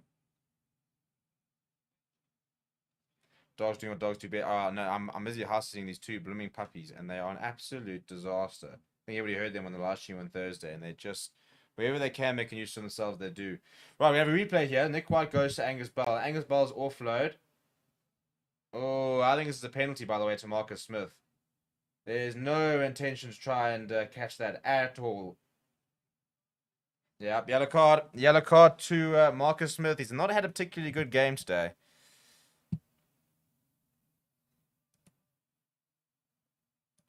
And all of a sudden, Australia, who are searching for their biggest comeback victory against England ever, are playing against 14 men. They're going to take the points here and make it a 5-point game, which is probably the right decision.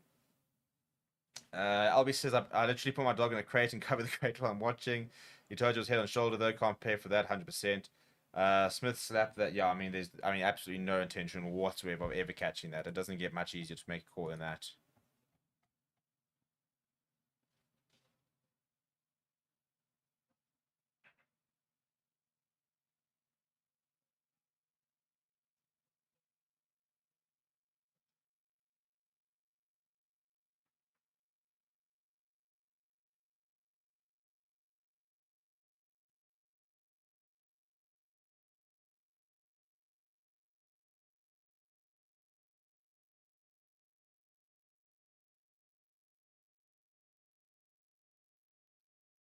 He's kicked well so far as Lalicia.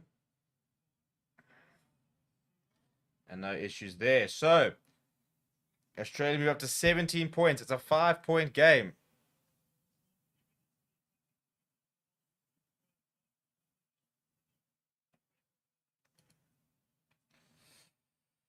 Obviously, Smith is overrated. Bigger up the palms as they do all their play. Yeah, I think he's a very talented player. I don't think he's quite at the level that everybody reckons he is. I mean, like last year, for example, when he got nominated for World Breakthrough Player of the Year, it was a joke, an absolute joke. But he's got a lot of talent. I just think that international rugby is a very different prospect to franchise rugby.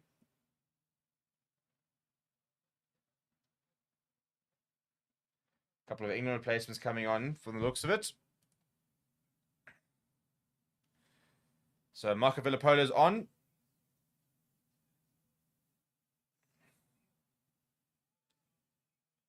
Right, Corabetti.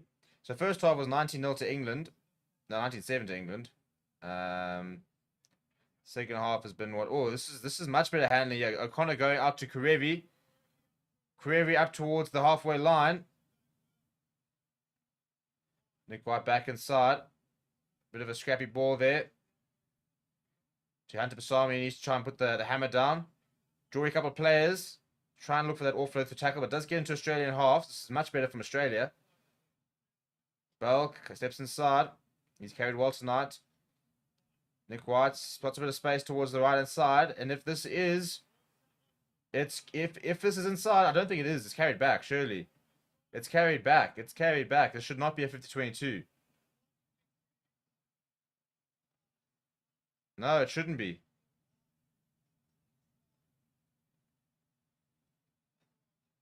No, I don't think this should be a 50-22. I'm pretty sure. I mean, if you look at the contact that when Pasami was brought down, I'm sure he was brought down inside England territory, which means it was carried back. Not sure about that call. I'd have to go back and have a look at that.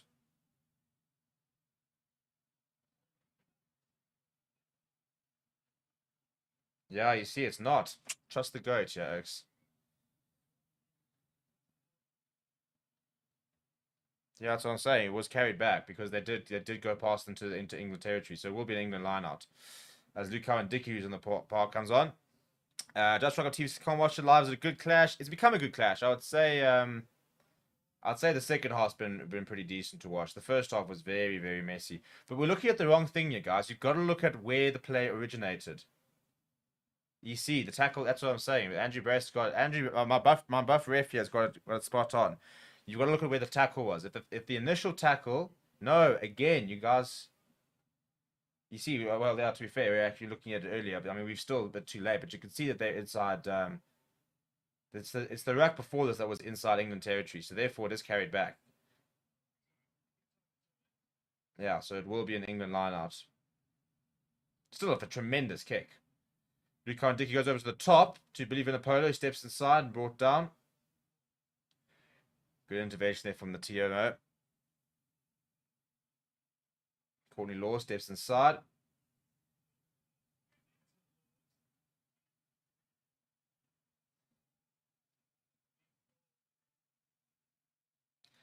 Owen Farrell with the box kick of his own. Won't find touch though from the looks of it. Goes to right, goes inside to O'Connor. O'Connor, oh, shows and goes. Still going as O'Connor. That's a nice little dart from him.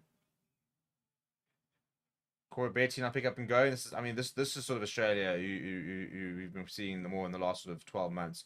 Couple of pick up and goes, very positive. White's been very, very good tonight. Slipper on the park. Slick handling. Yeah, Karevi goes himself. Brought down just shy of the 22. Penalty advantage as well for not running away. It's against Owen Farrell. Oh my goodness, not another one. And Neville's down now. This is Australia's what, like fourth injury so far this match? There's gonna be nobody left at this stage. This is ludicrous.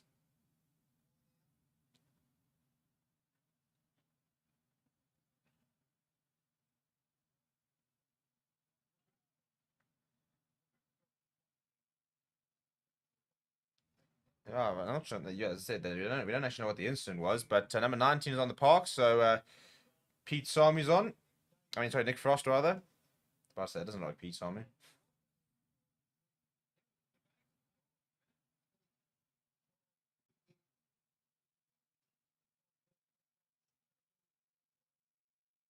So there's somebody else on debut here.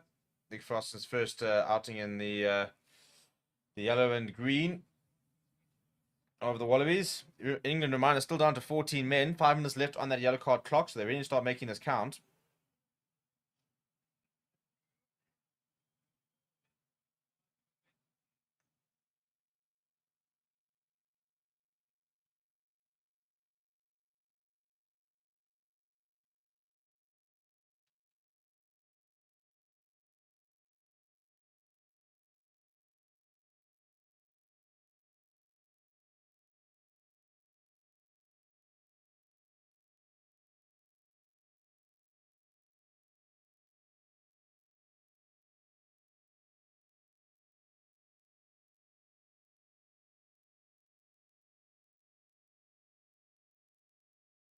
Yeah, and there goes another Australian player as Neville leaves the park. I mean, goodness me. I mean, I'm not sure there's going to be any more space left in the hospitals in Australia.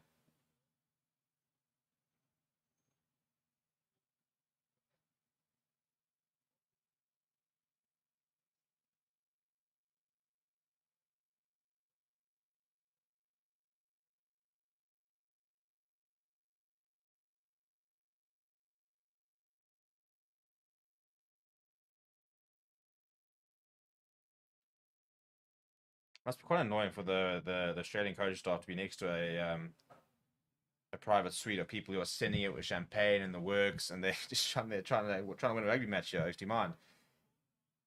So okay, the Valentini to bit something a bit different off the lineup there.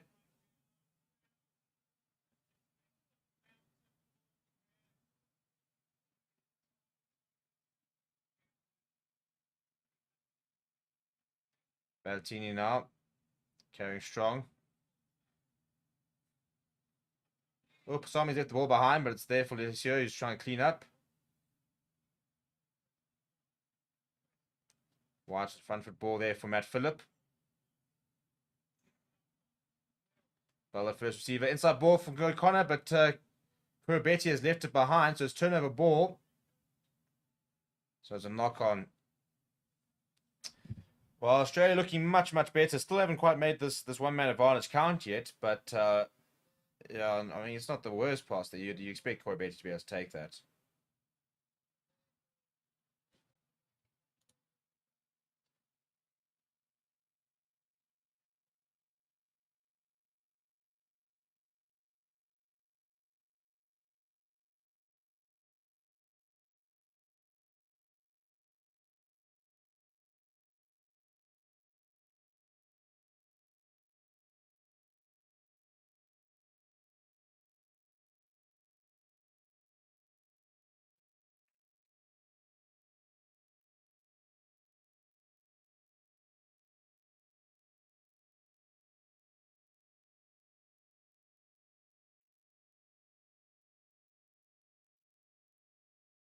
Do, do, do.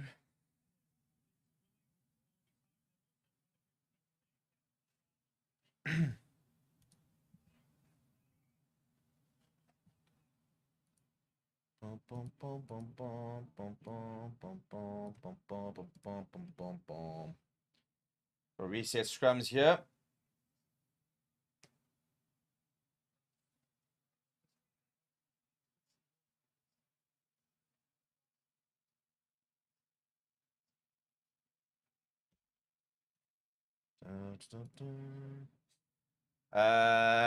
Langford says, Oz too overconfident. England have a very good side, have been playing well this season, will be close score game. I mean, Eddie Jones on the brink of being sacked, if you believe the media, so not sure they're playing that well, but they have won a scrum penalty here. Obviously, he basically fell over when he got hurt out to the left and he corporate boxes pay the bills. Yeah, no, I don't say there's anything wrong with the corporate box. It's just weird to have it one right next to the coaching staff and there to be no, like, frosted glass or something like that, so at least you don't have to see or hear them. England waste time. I'll say I still think England will run out of gas in the last 10. Yeah, well, obviously, I mean, so Australia's still chasing the game at the moment. And again, as we said earlier, this would be Australia's biggest comeback victory against England if they were to complete it. But 21 minutes still to go.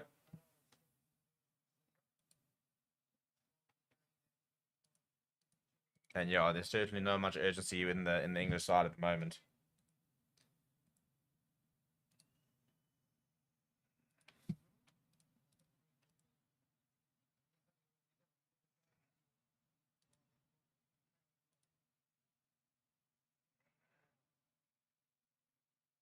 Go to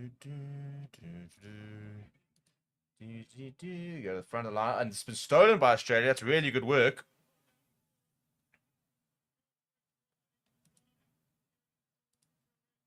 Prairie out. Playing a couple of clip passes now. James O'Connor decides to put on his right boot, and he's kicked it into touch on the full. That's really poor from James O'Connor, actually. Needs to have done better than that.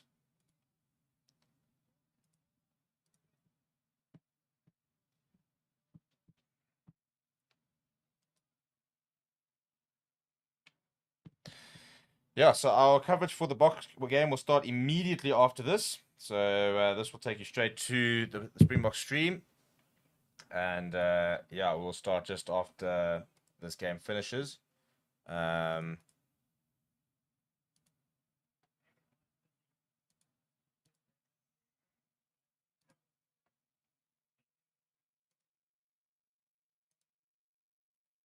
da, da, da. Yeah, can't wait, can't wait. Should be a massive game later. It should be really, really fun, actually. So if All Blacks lose next week, I'll donate $100 to Chifera Sports. Hey, hey, hey, hey, somebody lock that bet in. Lock it in right now. I'm going to clip this. Can I clip this? Yes, I'm going to clip this. Where's my clipping ability? That's what we need. That's what we need. So now I'm not actually I mean, I might even buy an Irish shirt with that if you start throwing that kind of you start throwing that kind of offer around here.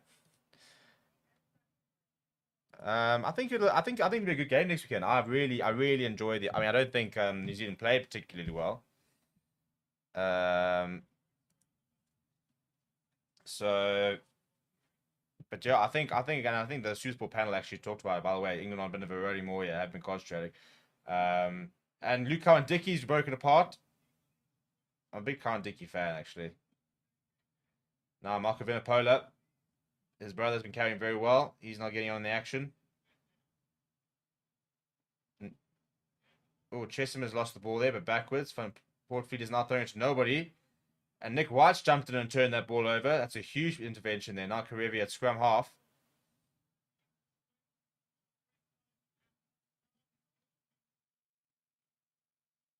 Big kick in by Hunter Basami. And the return goes down the throat of Alessio. He's not looking to kick just yet. He does keep ball in hand. And Wright's burst straight through the middle. He's got so many players on either side. He opts to go to the boot. He's going to go himself. He's going to go himself. And Freeman has just been absolutely manhandled.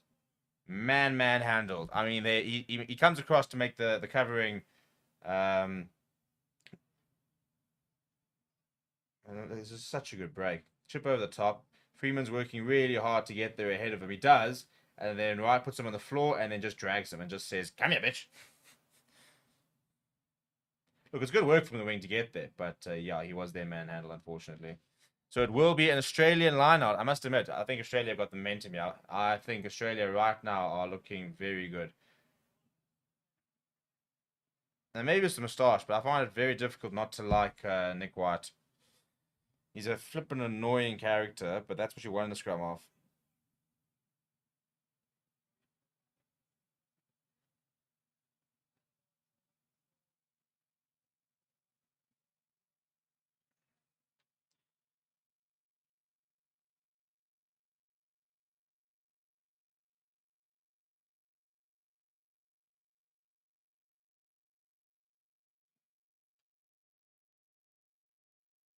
Oh my word, they put it in skew.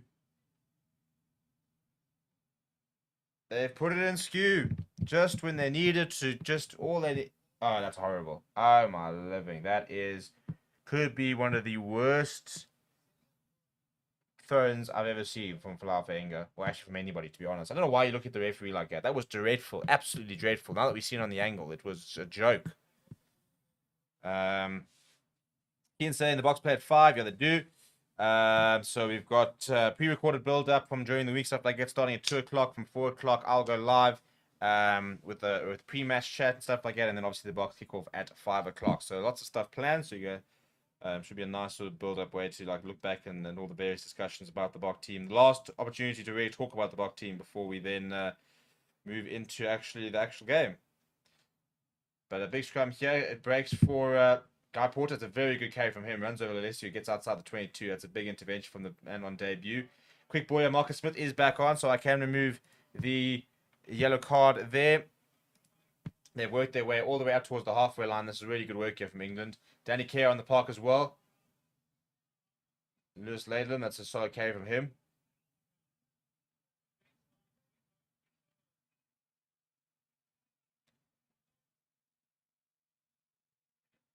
Danny Kerr going to the boot. And some knock back, and it falls to now Owen Farrell with a cross kick towards Noel. That's pretty perfect, to be honest. Corey Beatty doesn't make the tackle. He's still going, Jack Noel. Now Corey Beatty comes back and makes the tackle. What a cross kick that was from Owen Farrell. Goodness me, that was pinpoint. Vinipola at first receiver to Farrell. Farrell's going himself. Gets his hands to the tackle. Comes up 5 meters short. Danny Kerr. Vinipola up against the opposite number. Marcus Smith now. Not too much on. Gives it to Marco Vinipola. He's going to put his head down. Still advantage here for England. Danny Kerr goes to Marcus Smith. Inside ball to Freddie Stewart. Can he say got the reach? No, that's so disciplined not to go for it. They're just short. Pick up and go. I think it was Luca and Dickey. Courtney Laws pops it to Marco Vinipola, who comes up short. Billy Vinipola this time.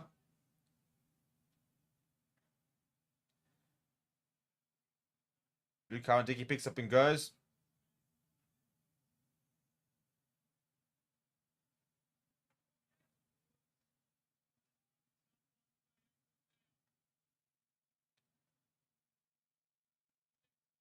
They're over, but it's been held up. It has been held up, so they'll go back for the penalty. Well, I mean, they talk about end-to-end stuff. This all started from a scrum inside the English 22. So that's a brilliant way to get down the park.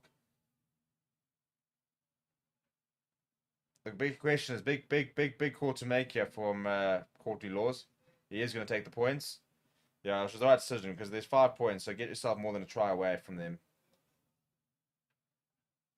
Really good cross kick there from Owen Farrell. Jack Noel does very well to cut inside. Cuts inside of 2, in fact. But Owen Farrell's waiting for his kicking team.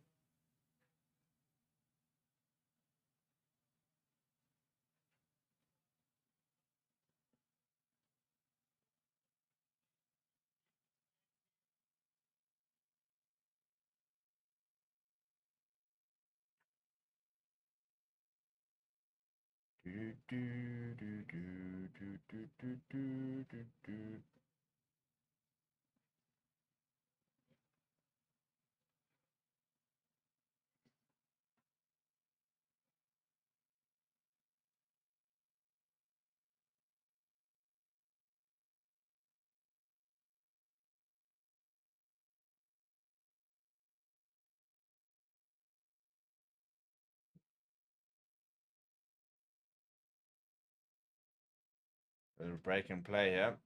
Come on, let's get along with it. Let's go on with it.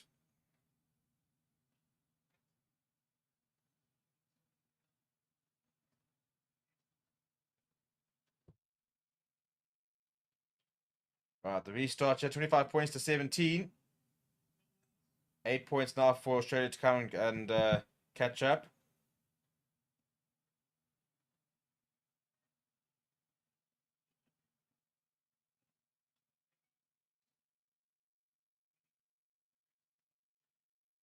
But okay with the extra. Doesn't find touch though. Goes on third.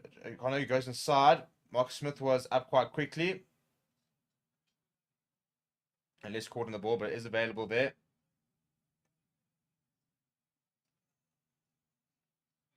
Good handling. Hunter Basami almost on the inside. Well read there by it was Courtney Laws. It's a really good line being run. Offload as well. There's replacements for us come off with Jack Willis on the park.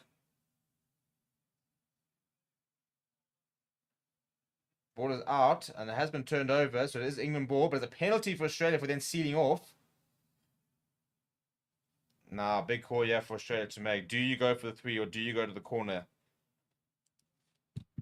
3 is not enough, so you will need to score a try. So the obvious thing would be more sort of get yourself there now. Yeah, so they're going to go for lying. Yeah, score yourself a try, get yourself back within a...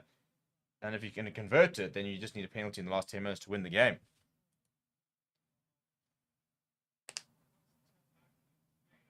And it's not found touch. They have not found touch. Oh, goodness me, James O'Connor. That is a shocking moment.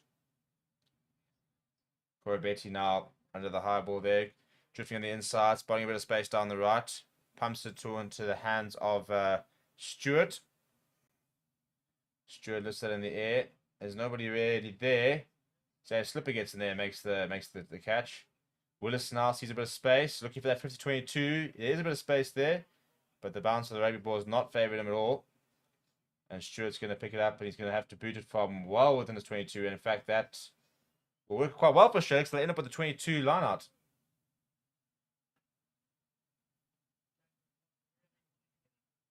That's really good work to keep that inside.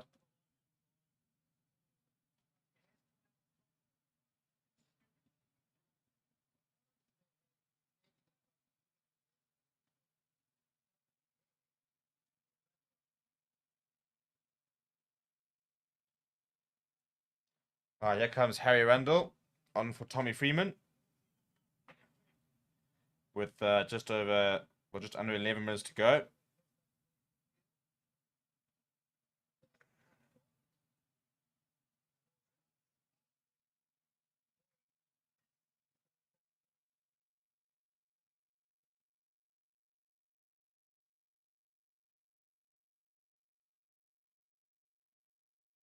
There's a messy line out there from Australia. Mark Smith comes away with it. So it's turnover ball.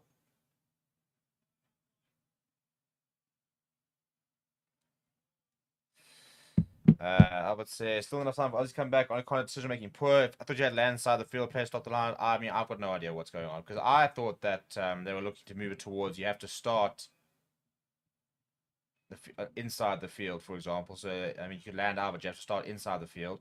But then in the penalty for Australia, then in the New Zealand game, somebody started outside the field and then landed back inside the field. So who bloody knows what the law is at the moment? I was actually going to check up on it. Yeah, it's been taken out in the air. It's a pretty soft penalty. It wasn't exactly as much in it.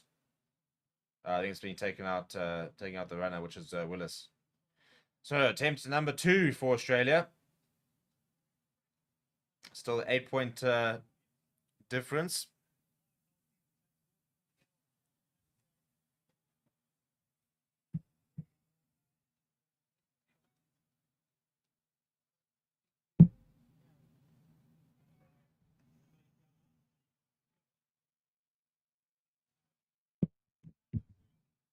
Tini, strong carry from him.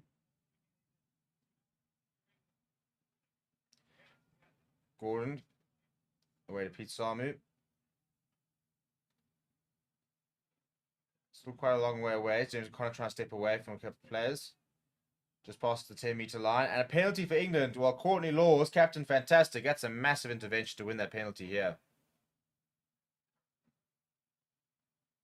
Well, that's about as much emotion as you'll see from Courtney Laws. He's a very, very reserved character. But this is a brilliant steal.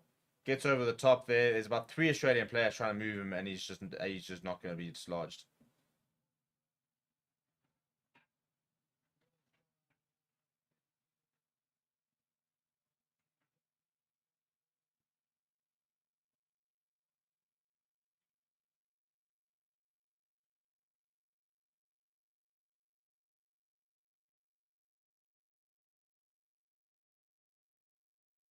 Obviously, as I was messing this up themselves, to be honest, they have like no one protecting the ball in their own racks. Yeah, their ball retention's been really, really poor. So they haven't exactly made life easy for themselves.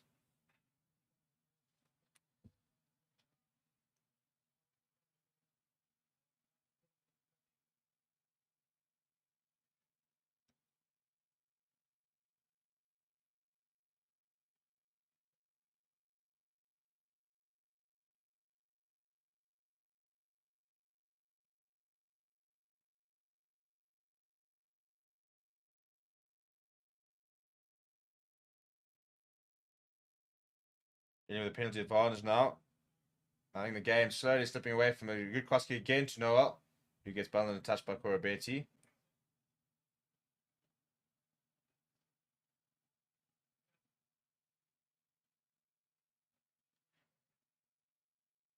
Yeah, it just doesn't take it cleanly yet, does Noel. So by the time the Korobeti gets there, he's very much off balance.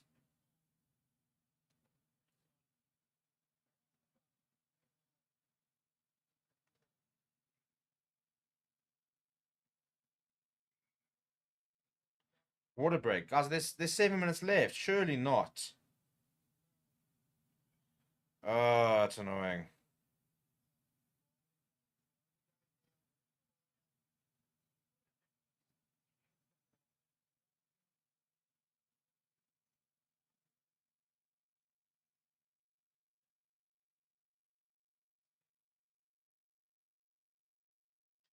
So water break. I really don't enjoy his water breaks, must admit. I'm not a massive fan.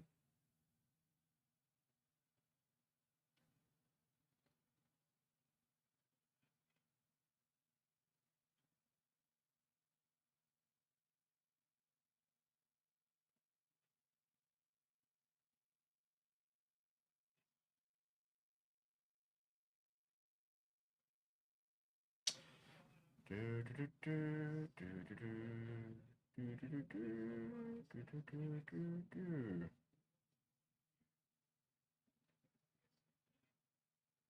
on, let's get there. Let's move on. Come on, come on. Let's go. 7 minutes left, you chaps. Come on, lads. We don't have time for all this shit. Come on, hurry it up. Let's move.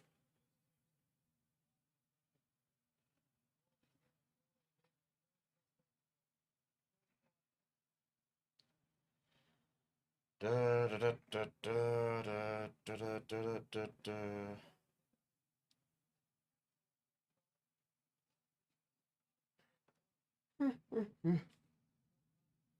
Right, we will resume with a penalty for England. So Aaron Farrell will have another shot at goal, and yeah, if he starts this, I reckon that's pretty much the ball game. So I can't understand why we're having a water break. Really, really, really, really annoys me.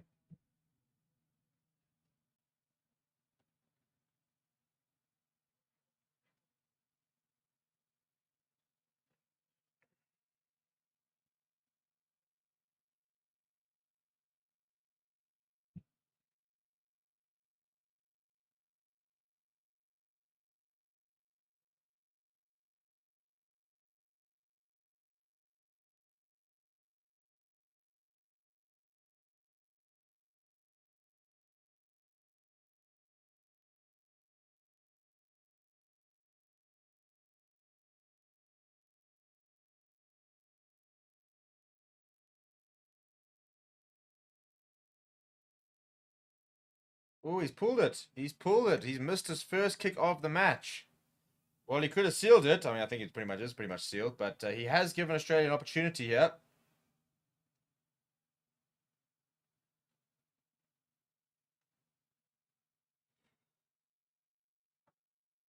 An uncharacteristic miss there from Aaron Farrell, who was 100% off the kicking tee until then.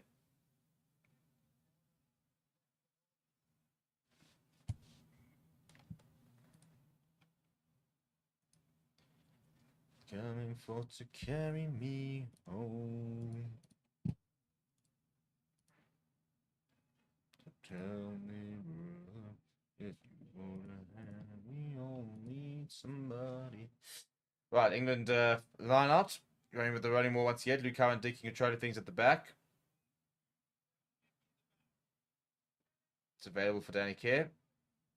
He does use it. Farrell goes short to Lewis Laidlam. Danny Kerr pops it up to Corny Laws. And a much better game this week than last week.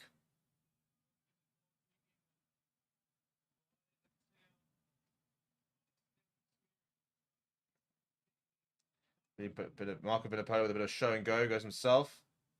Australian turn this ball over. They're going to have any chance here. Okay, goes back to Marcus Smith. Marcus Smith boots it long and high. This should be pretty simple for O'Connor, who does mark it.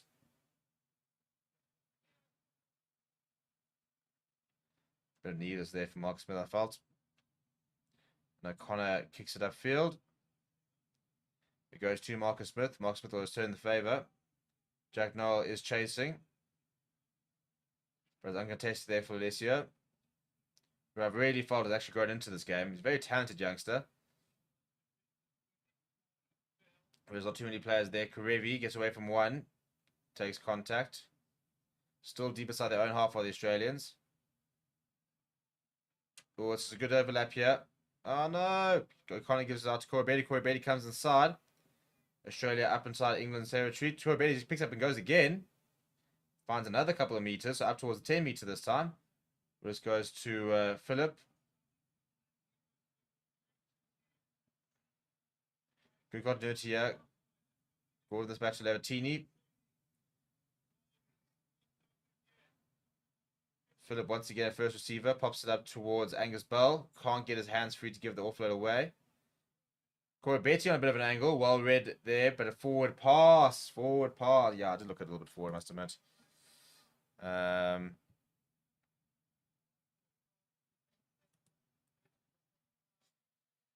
Obviously, what a breaks timing decided by teams beforehand. Surely they didn't decide 73 minutes. Oz running out of time. Bad sign for home teams today. Nah, we'll be fine, chaps. We'll be fine. That's the point. I don't think any home teams won because France beat Japan. Ireland beat, yeah, so we would be the only first home team to win it.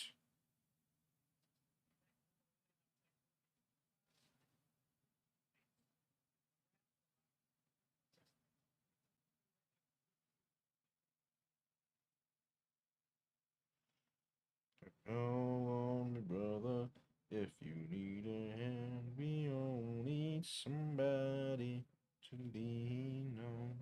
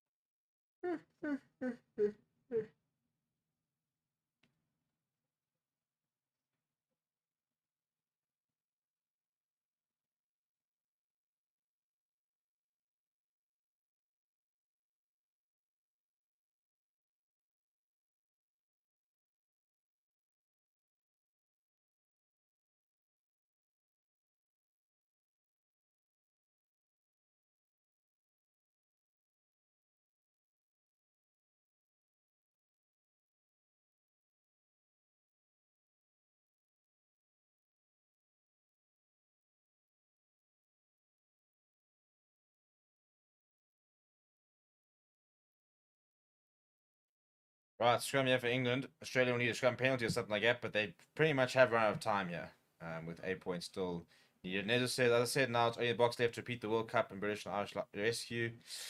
Yeah, we're gonna try. We're gonna try later. Although these days, like as Joe says, they're gonna win for Sanzo. I don't feel like we're even part of Sanzo anymore. Sanzo can go take a hike. We're with the big fish now, monetary wise. We're with the rich, we're with the rich people. I feel like we're with France. Let's just break away with France. We're not home nations. We're not part of Sanzar. We're just like the non-affiliated wild team out there. That's just there to wreck shit up.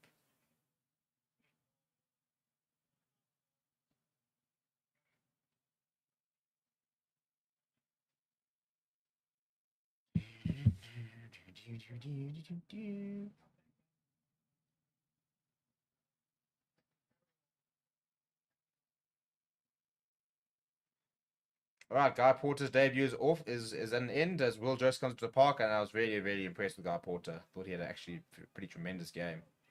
Cowan Dickey goes to Chesham.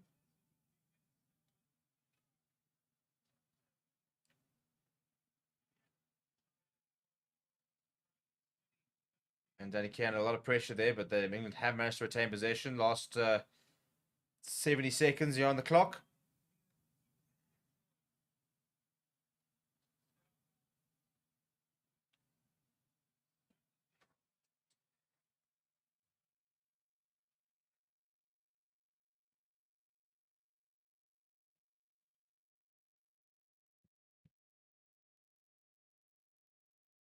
Solid carry out from England. So the series will be drawn at this stage. we'll be moving to a must-win game for both teams next weekend, which I mean that's really cool for in terms of the two series. You know, New Zealand versus Ireland up for grabs, as well as England versus Australia. The question is, will the Box be able to win the series tonight, bag it up, and make next week a dead rubber? Well, not that there are any international games which are dead rubbers, but from a series point of view, yeah. Anyway, Australia have turned the ball over with a penalty. They are on the attack here. They're not going to have enough time to score 8 points, but could try and score, try and get within one. Last couple of seconds here. That's a really bad clean out. That's really shoot from Rob Valentini. And that is it. That is it. They'll take a tap and they'll put it out.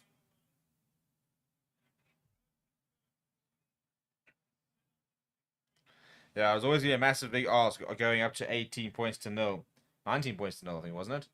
And there goes the whistle. England have done it. Owen Farrell, absolutely immense today. Thought a very good game from Courtney Laws. Very quiet game, a bit more reserved. But yeah, unfortunately, Australia weren't at the race in the first half, and they desperately tried to come back in the second half. But unfortunately for them, just far too much to do. We'll see you guys a bit later in about 2 hours. I'll be back here on here. The build-up will start though in the next sort of few minutes for the Welsh game, and then I will be live with you guys. About 4 o'clock. Remember also the play rating show tonight, so much build up for the South African game. Until then, keep well, get your beers sorted, get your beverages, and we'll chat to you guys soon.